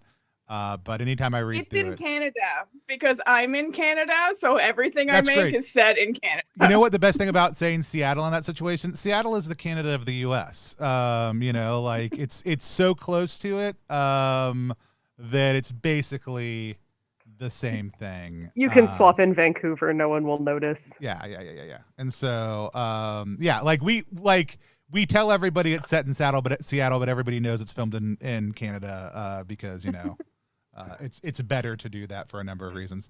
Hey, Irene, which as you're staying in the wings, which set for the show is badly damaged, and what's wrong with it? So we've got the like the garden sort of furniture. And there's a bunch of those stage topiaries, like the plants that are in like fun shapes. Yeah, those are all like horribly mangled for some reason and in just bizarre shapes now. So the garden set is now like way scarier than it should be. Excellent. Because they're all bent and twisted and gross. Love it. Oh, I love I have just a mechanical question real quick. I have the condition Ghost in the Machine, but I am no longer in the machine. Should we clear that because we narratively dealt with it, or should we update the condition? Okay. Yeah, no, I think it should be cleared because it was narratively dealt with. Okay. Cool. Excellent. So we're in the wings. You're in the wings. We have reunited with RJ, who I guess miraculously, RJ, you haven't been injured yet, despite being accident prone. Yeah, I have not been injured, but I feel like my cape is slowly accumulating lots of things. Possibly including the handbag that is the core prop of the importance of being there. You know what? I actually feel like because you've drawn attention to that, I feel like we should look at your cape and see what's on it, what you have collected. Oh, yeah. I feel like this feels like a discovery move. Should I make that? Yeah. Yeah, it's your cape. Do it. Intuition is okay, or something else? I think based on the accidental nature of it, intuition feels good. Yeah. Yeah. All right. 1 second. That is an 8. An 8. A mixed success. I think I would like to bump it. I'm gonna mark a haunting to bump it up to a 10, if that's okay. Yeah. But like, yeah. Is that the one where like you want to tell us sort of like what the mix would be, or there would normally be a complication, and we can like play that out if you want, and you can see the complication. But again, I am a little like cognizant of the time. We can just decide. And I just found it. I would also say, Richard, there is another option besides marking a personal haunting that you're totally welcome to. I'm wanting to mark this particular haunting. Okay, go ahead then. And it is 1 second, make sure I got names right. It was, I think, actually, I decided, I got the opportunity to decide to work for Paranormal Inc. After Arnold came to the coffee shop where I was working, and like I had already been told, if you spill one more drink on a customer, that's it. It's been 3 today. And Arnold had ordered the Halloween special, which is not pumpkin spice. It's actually like garlic sauce in the coffee with like a sprinkling of like edible silver flake on top. And unknown to you or to me, I had no idea. And Elspeth is the only one who knew what was going on, about to try to interject and fix the situation. Arnold was being followed by a vampire werewolf. and I accidentally spilled the garlic and silver latte that Arnold had ordered, not on Arnold, but on the vampire werewolf that was about to attack. It was also made with something that was called holy water, causing the vampire werewolf to completely disappear into a puff of smoke before Arnold even turned around. I got fired, and Elspeth offered me a job. I love it. I love at the end of that scene as everybody's leaving the coffee shop. Also, we just hear somebody call out like iced chai latte with raspberry mocha and a shot of espresso, and we see a vague figure moving towards the counter. Yeah, and I was like, no one's ever ordered that before. And I was like, you know what? Swedish likes pop music and has only been here 2 years because that's when Elspeth hired me. Otherwise, I'd recognize that order. I love it. Amazing. It could be Marcus Lindrum. It could be. I was about to throw Marcus. It is Marcus is the ghost all along. So you do find a clue because you marked your personal haunting to bump it on up, and the clue that you find as you are like looking at the stuff that your cape has accumulated, paper, dust, cobwebs, bizarrely there's like a material that feels like much heftier, and as you start to like detangle it from the other things and pull it up from your cape, you find yourself holding the torn up remains of a safety harness that you have somehow picked up. Oh no. So we'll add that. Torn up remains of safety harness. And Richard, did you draw a I have not yet. Yeah. Thank you. Oh, that looks positively delightful. I've worn those more of a few times at, your standard Oktoberfest back in the old country.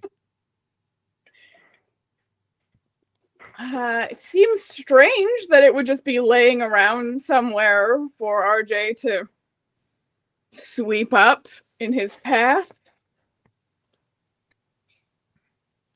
I mean, is it just a thing that like Swedish people wear while they're dancing on their own? It's the Bavarian and German folk. It's called lederhosen, I believe. Are we discussing the safety harness here? Yes, 100%. Okay. I don't know what a safety harness is, and I just think it's lederhosen. Okay. To be fair, I feel like Robin absolutely would just wear a safety harness as part of her costume. 100%. So 100%. Okay. At that point, as soon as what is it we said that like immediately triggers the thunderous applause coming from the completely empty house as we're standing in the wings? Oh, that's a great thing. So we know that's going to happen at some point soon. Well, yeah, I figure like it would be something we said. Can I propose that actually Grimble maybe is having a hard time communicating that like what the lederhosen are, and so you actually maybe do a little dance or something. You're like, it was same brain, but also I do a traditional German dance. And I change my clothes to appear as lederhosen at the same time, so you'll all get the full effect. And then as I end the dance, thunderous applause erupts from the room, right? And this is not the speakers. Yeah, no, this is a like a non-present audience. From the audience, yeah. Yeah. Interesting. Okay. Well, I'm gonna peek my head out, I guess, from the wings. I'm gonna head out onto the stage and like look just to make sure that somehow the room hasn't filled with hundreds of people. I mean, I moved out to take a bow. Okay. I forgot to do this last time. I am gonna go ahead and I think do the unless you want to do the ghost encounter. Do you want to do the ghost encounter? No, you go ahead and do the ghostly encounter. Yeah, I walk out. I take a bow. I think we even see some like weird spectral roses, like kind of fading out of existence as they fly out of the darkness in the room towards the stage. Are you gonna do? Do you want to do? Because you mentioned this before. I forgot to do it last time. I forgot, and I was doing it specifically to like get as many clues as possible in that one move. So I am gonna remember to do it this time because I would have gotten to last time, which is whatever. It's fine. The ghostly visit. So let's see. Visions of my own death. Absorb memories. Friends on the other side. You're just seeing about your attempt to commute with loved ones as you returned as a ghost. Nope, I don't think any of those apply. So we're just going to pick one. And I am going to, let's say that we receive a ghostly vision about another investigator. Describe it. Then add +1 to my next discovery move, which is a good setup. That's a good setup. I think as I move out, what other person here has a hidden background dancing on stage at any age? Which one of our other investigators danced as a child? I think I was required to take like 2 years of tap. Okay. What age? Maybe 7. Okay. Excellent. So we see a very young RJ on a very different stage. Very nervous. This is your first recital. And you're doing tap. And you come out, like all the kids come out and they're in a line and they tap and we see it. Then we kind of zoom in on young RJ, and like the music's going, and then like all of a sudden, we're zoomed in and we see, and you're kind of smiling and you're having a good time. And then all of a sudden, like the rest of the tapping kind of fades out and we pull back out and you've missed your cue to leave the stage. And you are out there, dancing alone on the stage, realizing Mr. Q. You're embarrassed. It's a formative moment. It's not a heavy trauma, but a mild trauma for the kind that all young children have when they make a mistake. That was you begrudgingly went through the next year and a half of tap because you were always worried to take the stage again. Does that work? That's perfect. You could have been a dancer, instead you ended up an English major, Cool. That'll give me +1 to my next discovery. Also, I have the move filled with regret. You may, when you have a ghostly encounter, you may allow yourself to be possessed by the other ghost. Narrate a regretful memory from the ghost's past, and then mark a personal haunting to find a clue. I'd love a little teamwork on this because I think we're getting close to theorizing. So I don't want to just pump in too much narrative on that, but I feel like we're getting a good kind of sense of what's going on. I am going to mark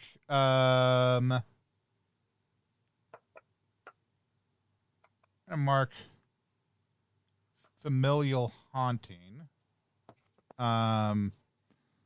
And you can return to that if you want after. Yeah, we'll come back to it later.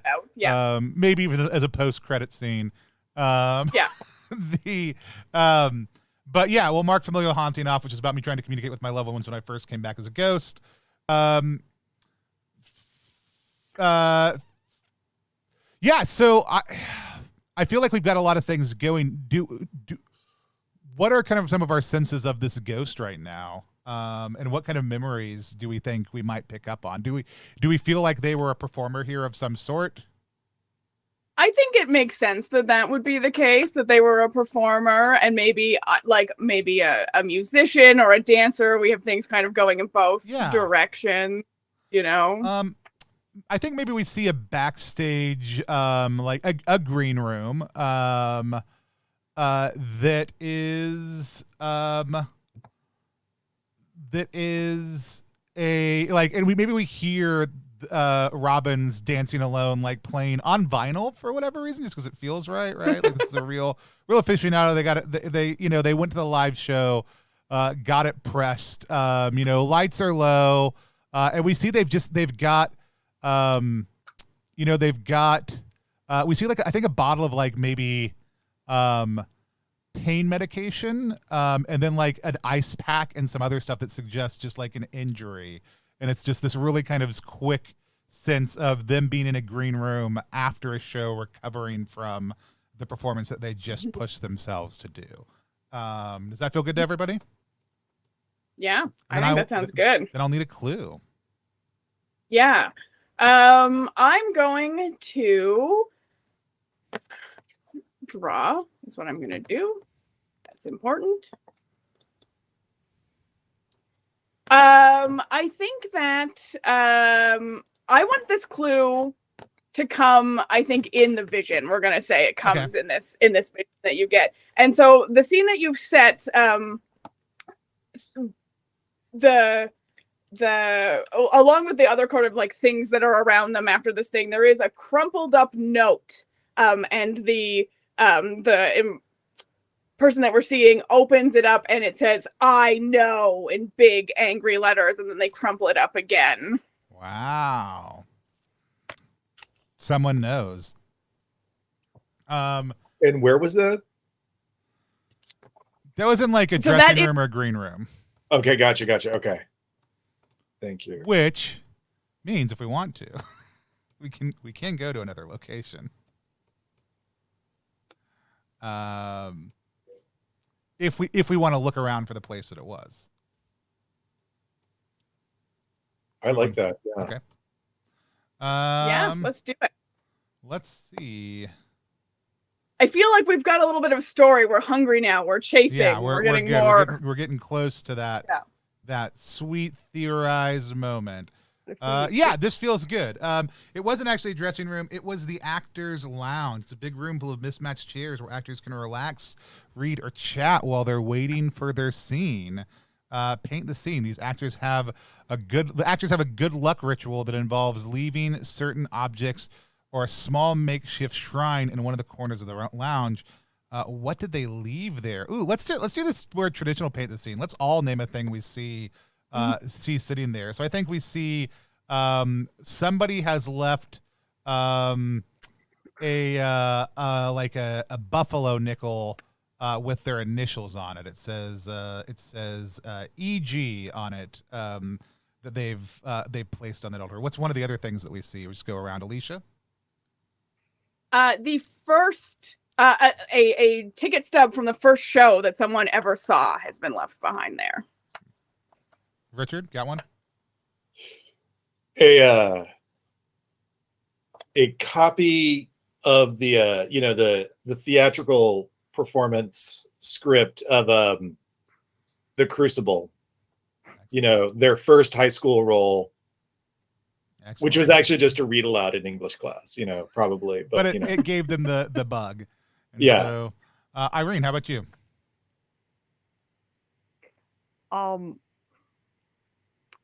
A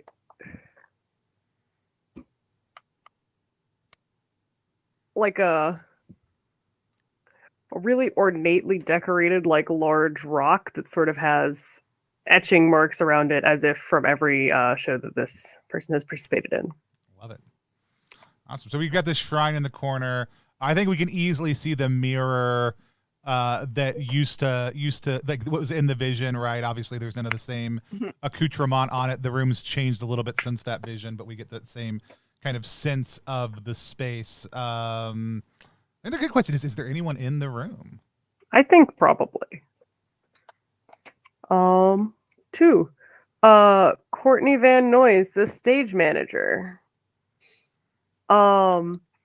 She is burly and cheerful, wearing a headset, has a script.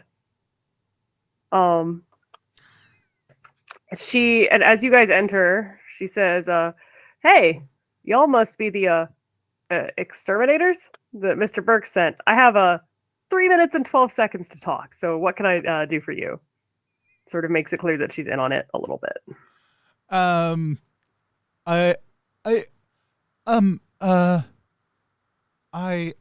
Could you, when I was, and I like point at the headset and I was like, could you hear us when we were talking? I did end up changing channels because it was very distracting. But yes. My Sorry about- apologies. That's okay. Glad to see that you got out. So, bear with me. It's a weird question. In the last 2 years, has anyone like joined or become prominent in the theater and then sort of like gone missing? Someone from out of town, possibly Swedish. Maybe Bavarian. Does anybody want to help me out with that one? We could always like roll a discovery move here and use the clue to get information that way. That sounds awesome. Let's do that. All right. Who wants to roll that discovery move? I can do it. Yep. That feels right. With intuition or wits. Sounds or... good to me.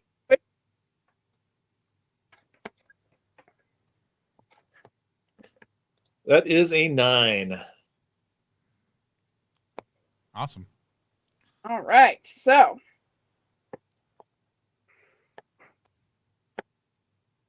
what do we got here? A playbill for the cast's most recent production of Macbeth, I think we can use in this scene. Yeah, maybe there's a name on there that isn't around anymore, for example. We can give that some context.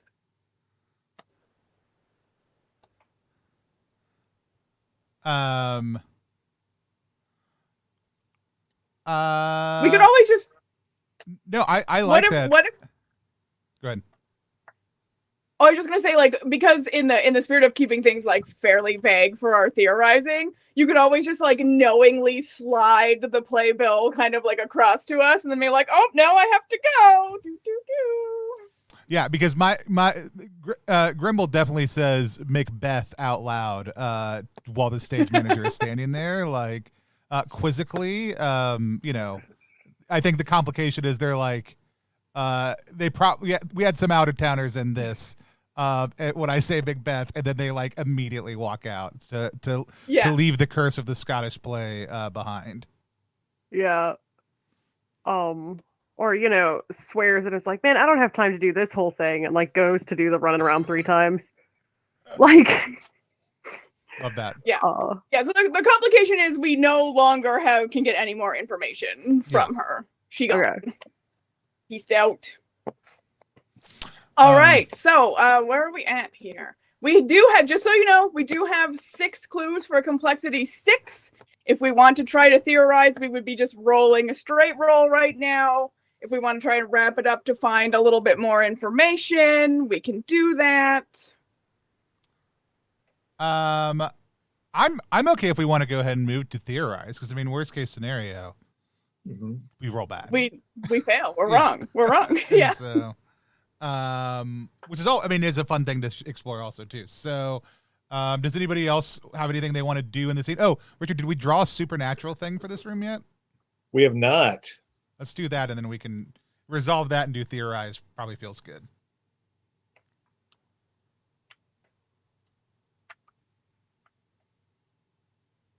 All right.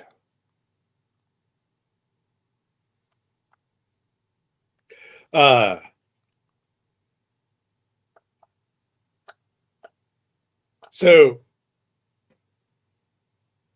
as what was the name of the stage manager?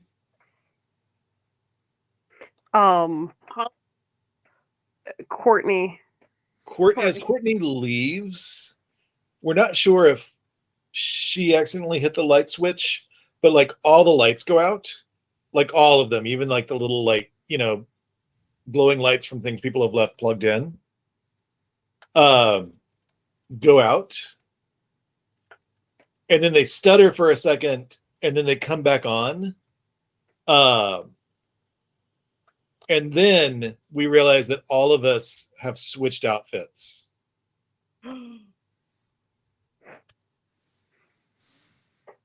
I love that.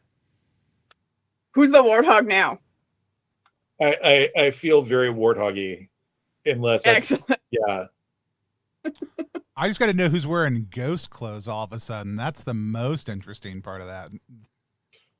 Wait, were you lederhosen or were you? I don't know that I ever de-lederhosen. So somebody's wearing ectoplasmic lederhosen, and so. I'll wear the ectoplasmic lederhosen, and I also feel like you can't like I'm basically naked with like gooey fake lederhosen over top of me. I am nonplussed about it. I'll be wearing the cape, I guess, outfit. And upon this development, I'm going to very quickly and attempting to be chivalrous, but definitely coming off less so, just like take off my cape and just like throw it at Elspeth. I would like to put it on like a cape so that I'm still just as bad. Like, and he won't look just anywhere as good. Whatever. in her general direction. Also, it's like blushing furiously. Love it. Excellent. Does anybody want to try? I mean, I've done it a lot, but does anybody else want to try the ghost move or do any sort of other discovery? The only thing I can say is that if we wanted to give ourselves a little bit of a buffer, I can use my Ghostbuster ability to try and get us an extra clue or two by investigating. All right. So I'm gonna start like kind of just like going through the little drawers and stuff. We're in the lounge, right? That's what we said, the actors like lounge. Going through their personal stuff, like looking for things. And because I happen to be doing it in the presence of a ghost, fun cheat because we have a ghost with us. I get to discover an extra clue. This feels like intuition to me. Yeah, just rooting around. Yeah. Obviously, the thing your scientist is the best at. The best at. I know. I'm so good. That's a 7. That's a 7. So there's going to be a complication. I'm coming up with a clue. So if someone else wants to come up with a complication, that would be great. Let me tell you what the clue is that I find. It is a wilted and discarded bouquet of roses. No, a performance contract torn to bits. That's what it is. A performance contract torn to bits. But there is a complication. I discovered 2 though. I discovered 2, so I get both. A wilted and discarded bouquet of roses and a performance contract. Excellent.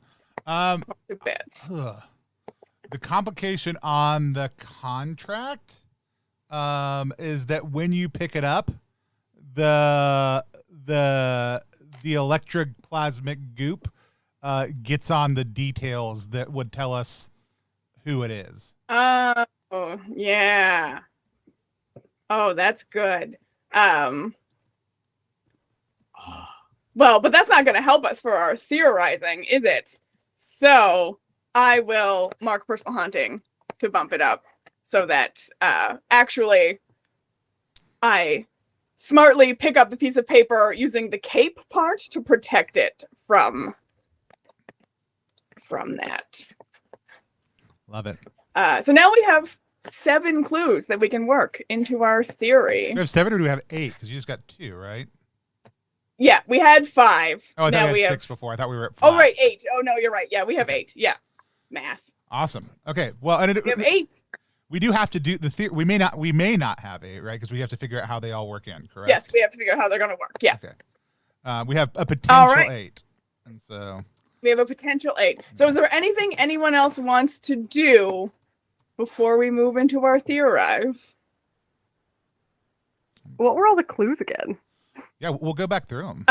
We'll go go Okay. back over them in the resolution phase. But do you want to hear them now, like if you decide there's something else you want to do? Oh, no, you're good. Yeah. All right. So thusly, we have decided we've gathered enough information that we think we know what is happening. So we're going to move into our resolution phase.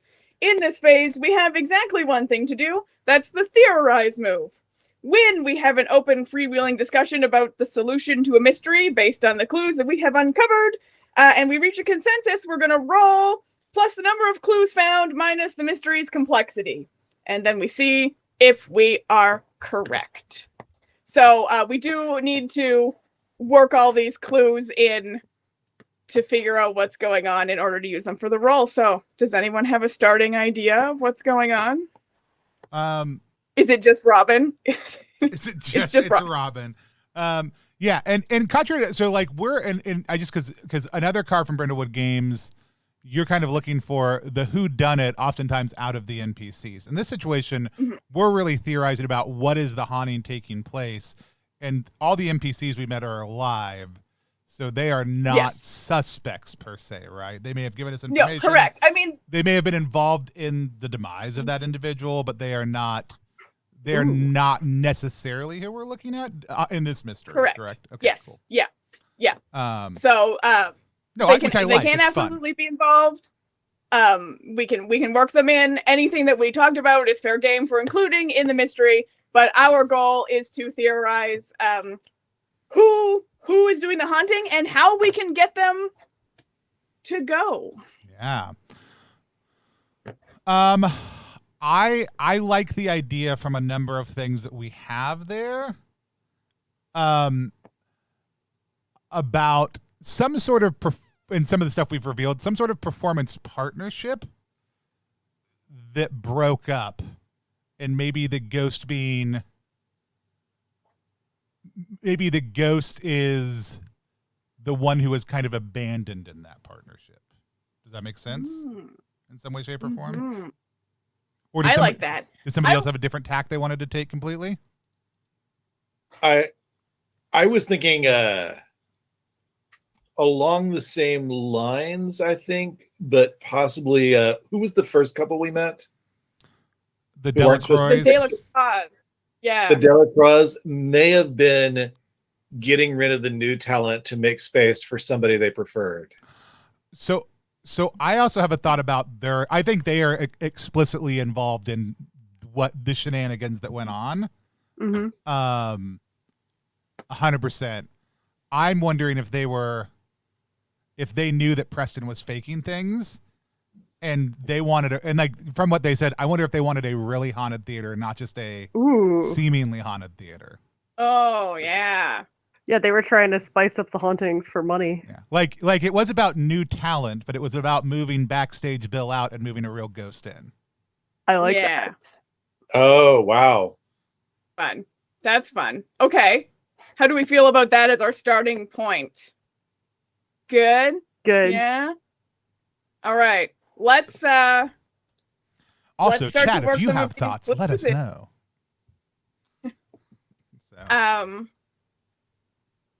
Let's start to work some of these clues in then.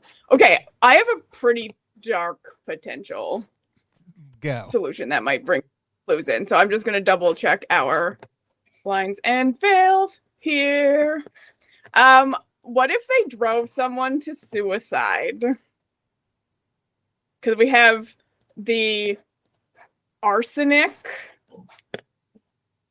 and also possibly maybe someone jumping to their death with the safety harness.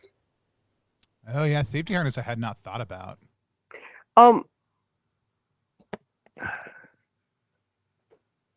I was thinking, the safety harness also could be related to the injury that the memory Tony uncovered was talking about. So perhaps, there was a difficult stunt star dancer situation, and the safety gear was sabotaged intentionally so that they would become injured, have a chance to void the contract because they couldn't do it anymore, and then they were like, completely cast out and despondent about that. Ooh, so walk through that for me again. Walk through the elements of it, right? So Try to remember clues because I am forgetting some, but yeah. Our clues are the blueprints of the theater with the areas of supernatural influence highlighted, the small bottle of arsenic, the dancing on my own playing over the loudspeakers, the torn up remains of the safety harness, the crumpled up note reading "I know," the playbill for Macbeth, a performance contract torn to bits, and a wilted and discarded bouquet. Okay. I like where we're headed. Go ahead. Oh, could have been a two birds, one stone thing. So like the reason they felt that they had to push it to a real haunting was because the lead actor had figured out the ruse of the fake haunting. And so the "I know" and the map were that person's. So they had sort of come to the theater either being like, I'm going to expose you because this isn't right, or like blackmail or something. And so that's when the sort of accident was staged to take them out of the picture and discredit them.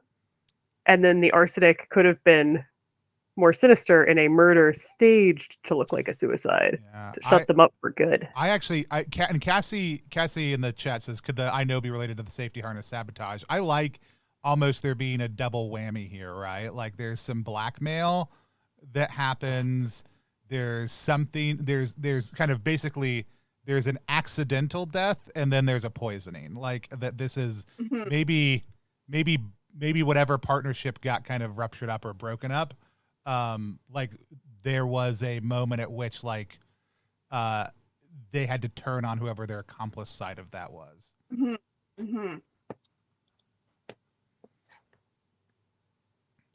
Okay, so we've got the playbill for the cast's most recent production of Macbeth. We also have established that based on the gun and a couple other things that they like to put some weird twists on plays. Who do we think? Do we think these were members of the Macbeth cast? Yeah. Let's just talk about. Let's not. At least one of them was, I think. Yeah, but who do we think they were cast as? I think it's more fun to be like, we don't even need to know the name of these people right now. Like, we just know what role they were cast as, potentially.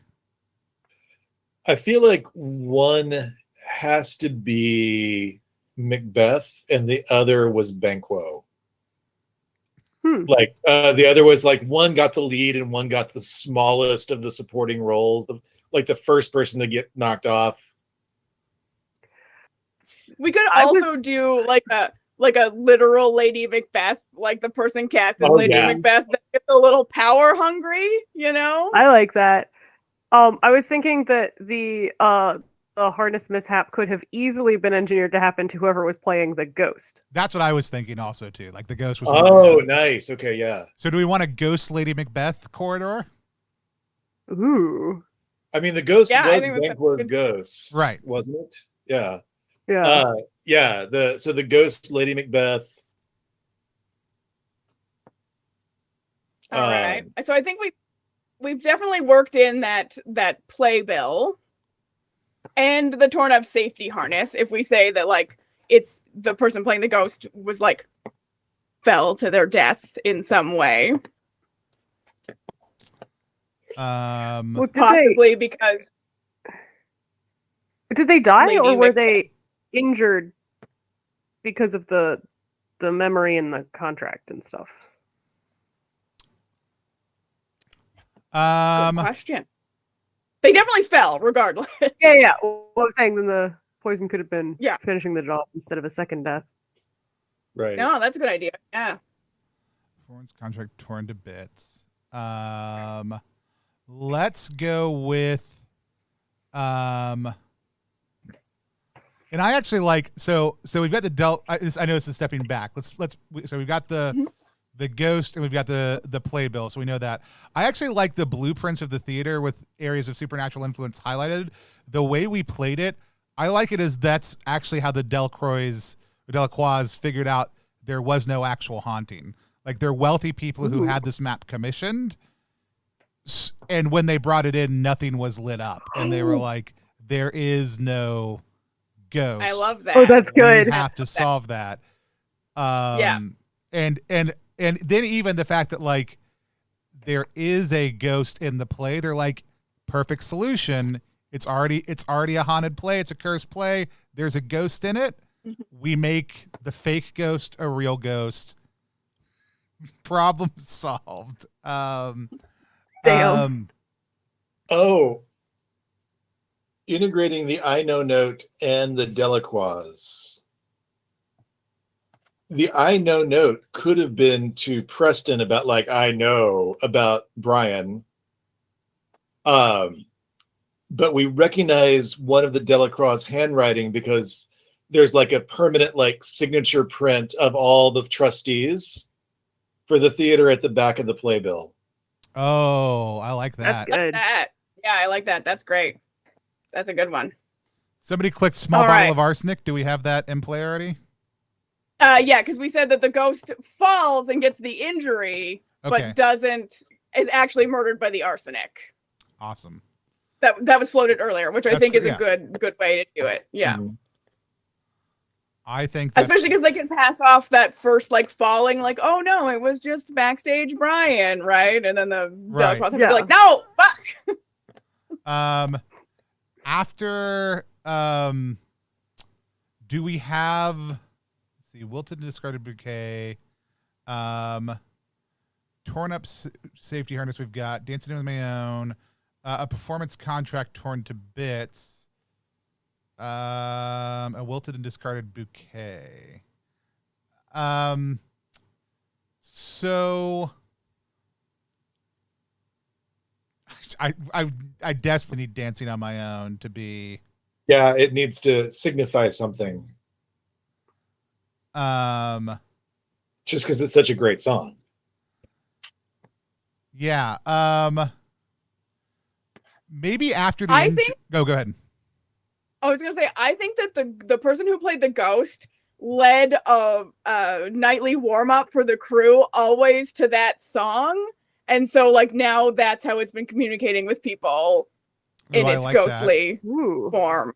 And then the wilted and discarded bouquet, I actually think, like, as we're flipping through the playbill, like, maybe we see, like, for the actors' photos, like, we see the actor who's playing the ghost, like, holding that in their cast photo from a previous, like, on stage thing where they were the lead, right? Kind of as this bitterness about not getting a larger role than this one. Mhm.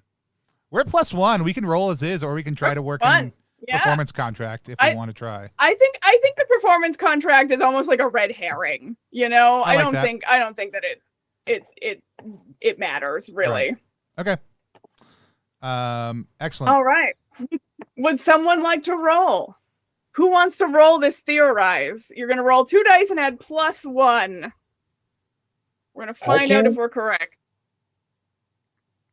You got it? I got a 9 with the +1. got a The 8 9. +1 9. All right. So it is the correct solution. We have figured it out. But there's an unwelcome complication to the solution or a dangerous situation to overcome before solving. As a group, we have to decide what sacrifices we need to make to succeed in our goal of sort of, I think our goal should be exposing this personally, like Yeah.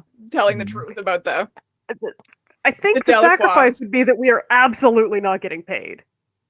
If we expose Oh, this. yeah, because all of a sudden the theater I- doesn't have yeah. funding to pay us. right. We're literally also like standing, the part of the rule was that we weren't supposed to let the actors know what we were doing, and we're standing in the actors lounge, like having this heated debate that everyone can hear. We've Silva de Pepe'd the wall as part of this Yes. process. Yes.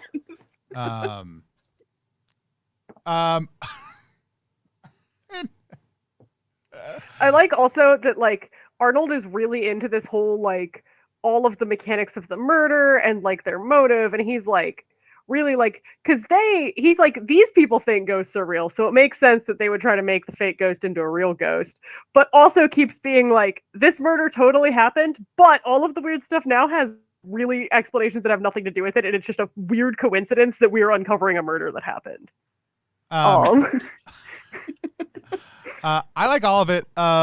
Yeah, so we I think reveal it to everybody. I have also even liked the idea because I know it was a red herring, but just so we get all the clues cleared off the board, I do like the idea that the only way to free the ghost is to like reassemble and void the contract. Like part of the contract that they signed was that they had to keep on performing even if they died. Ooh. And so they are stuck in the theater until the contract is reassembled. But if you fire them, then they can leave, right? Yeah. And so and the reason it was torn up was because the Delcroix knew like it was the only way for the ghost to get out. So the ghost to stay. Yeah. Man, yeah. they're so evil. They're so evil. Can we do one more complication, and that we have a hot mic on us in the dressing room? The and so entire everybody time. on premises knows about everything we've discovered. Yeah. And is the Mac including the high school tour that's just been coming through. Yeah, Annie the usher is doing the high school tour right now. It's like Yeah. All right. So I mean we don't even have to present really because we've over the speakers now told everyone our theory and possibly ruined this theater company forever, and we're definitely not getting paid. But we did solve a murder, it turns out. It's true. So that's great. A murder that no one even knew happened. Exactly. We're so good at our jobs. He mysteriously died of a sprained ankle. And so, we're coming up on the end of our time. I feel like we've done it. We've solved it. The skeptic still doesn't believe in ghosts. That's that. That is the Phantom of the Opera. Awesome. Huzzah! I have a teenager trying to message me real quick. Hold on. No problem. I was supposed to mark a personal haunting. I should do that. Mark your personal haunting. And while you're doing that, we'll do a reaction roll, which is a live stream inside of a live stream. It's our chance to sit down with the creator of a game we just played and talked about what it was like to play the game. Today, we just finished playing Paranormal Inc. with Alicia Furness. And now we're going to talk about it real quick because it is my youngest birthday, and I've got to pop off to go to their volleyball game in just 1 second. But Alicia, for people who are just joining us, weren't here at the beginning, tell them a little about Paranormal Inc. and also tell us about what you're doing right now over on Itch. Yeah, so Paranormal Inc. is a GM-less card from Brindlewood Bay game where you are playing paranormal investigators who are just doing their best in the shitty world that is capitalism and also trying to bring peace between the living and the dead.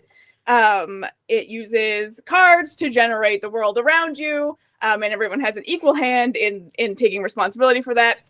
And the base game has 4 mysteries in it, but now we have a supplement we are itch funding called BustMore Ghosts that is funded at its base level. So that's 6 more mysteries that you're going to get to play, and with stretch goals for lots more, and they're very exciting. So.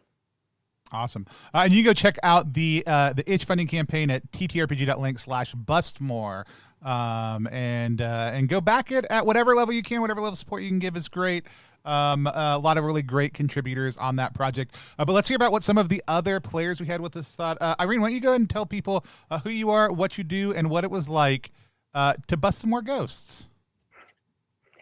Well, first of all, we didn't bust any ghosts. We just both busted a human murderer, so jot that one down. But I'm Irene. You can find me on TikTok as Space Job and Twitter as Space Job RPG, and occasionally I also post things on Itch as Space Job. Yeah. Awesome. What did you think about the game? I enjoyed it. It was fun. I liked the sort of everybody else. I think one thing that stuck out was like everybody else giving you items. I don't know if that's a Brindlewood Bay thing or if that's a this game thing, but that was a ton of fun to kind of see how everybody else thought of the other characters right off the bat. And it made it easier to interact with each other. So I thought that was cool. Classic carved from Brindlewood tech there, and always really enjoyable to find out what those things are that define your character also too. Awesome. And Richard, tell people who you are, what you do, and what it was like to play Paranormal Inc. Hey, I'm Richard Rain of R-Rook Studio, and you can find me at r-rook.itch.io.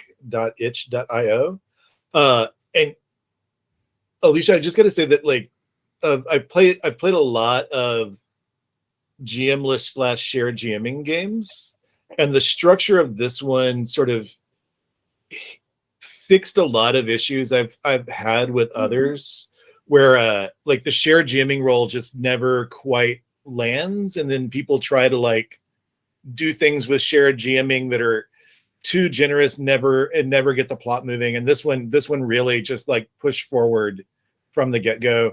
And also just a great job hosting, facilitating. So thank you. Thank you. If either of y'all have any questions, or if people in chat have questions or thoughts, it's a great time to toss them in. I had a great time playing. I knew I would. I was looking forward to it. I love a lot of the simple things you've done. I think we talked about this. I don't know if it was live or not, but like the quickness with which you can get started playing on Paranormal Inc. is a little bit higher than some other Carved from Brindlewood games. None of them are hard to get started playing, but like you're actually defining a lot less of your backstory. There's a lot more that you're discovering in process. None of us ever like did a good job using our items, but it still shaped a lot more of the type of characters that we were, which I really, really liked seeing some of that even come up in play, because those just themes from those themes came back. The moves are all like super evocative as well. I think like the flexibility of the moves and how often you get to use them in play felt a little bit higher than a lot of other Carved from Brindlewood games currently also too. Like, sometimes it's like, here's a move you're only going to use there. And there's a couple of those sprinkled through, but every playbook has stuff that's like, oh no, you can use this like over and over and over and over again, depending on which moves you pick. Right. So I really enjoyed, again, how quick it was to get into. And yeah, shared GMing can be problematic. Like it's like in a lot of things, especially like PBTA has some weird spaces with that. Like anything that's left with PBTA, how shared GMing exactly works. Taking the pick list tech of the clues and applying it across the board to locations, NPCs, and everything else is just really elegant, simple. Oh, this is already a thing in Carved from Brindlewood games. What if we just repeated it? It also makes the mysteries feel super robust compared to like the one page you get with a lot of other things, which is more than enough to run everything with, and I really love. So this is not a bash on that at all. But like having like 3 or 4 pages plus per mystery, it's not overwhelming, but everything is very focused. And it always is giving you things to pull from. And even sometimes where we're like, we're just in this space now. That's the room we're in, right? Like, it makes sense. Like, I liked that mix of this could be spooky, you're just getting vamped around from room to room. This could be very practical, like you're there, go grab the next one. And very just explicitly stating that the risky move is your everything move is also, I think, really important. And because sometimes people will be like a little weirded out by like, okay, which one is precise, and just saying like, this is your defy danger basically of this, of this system was really sharp. Did anybody have any questions they wanted to ask though?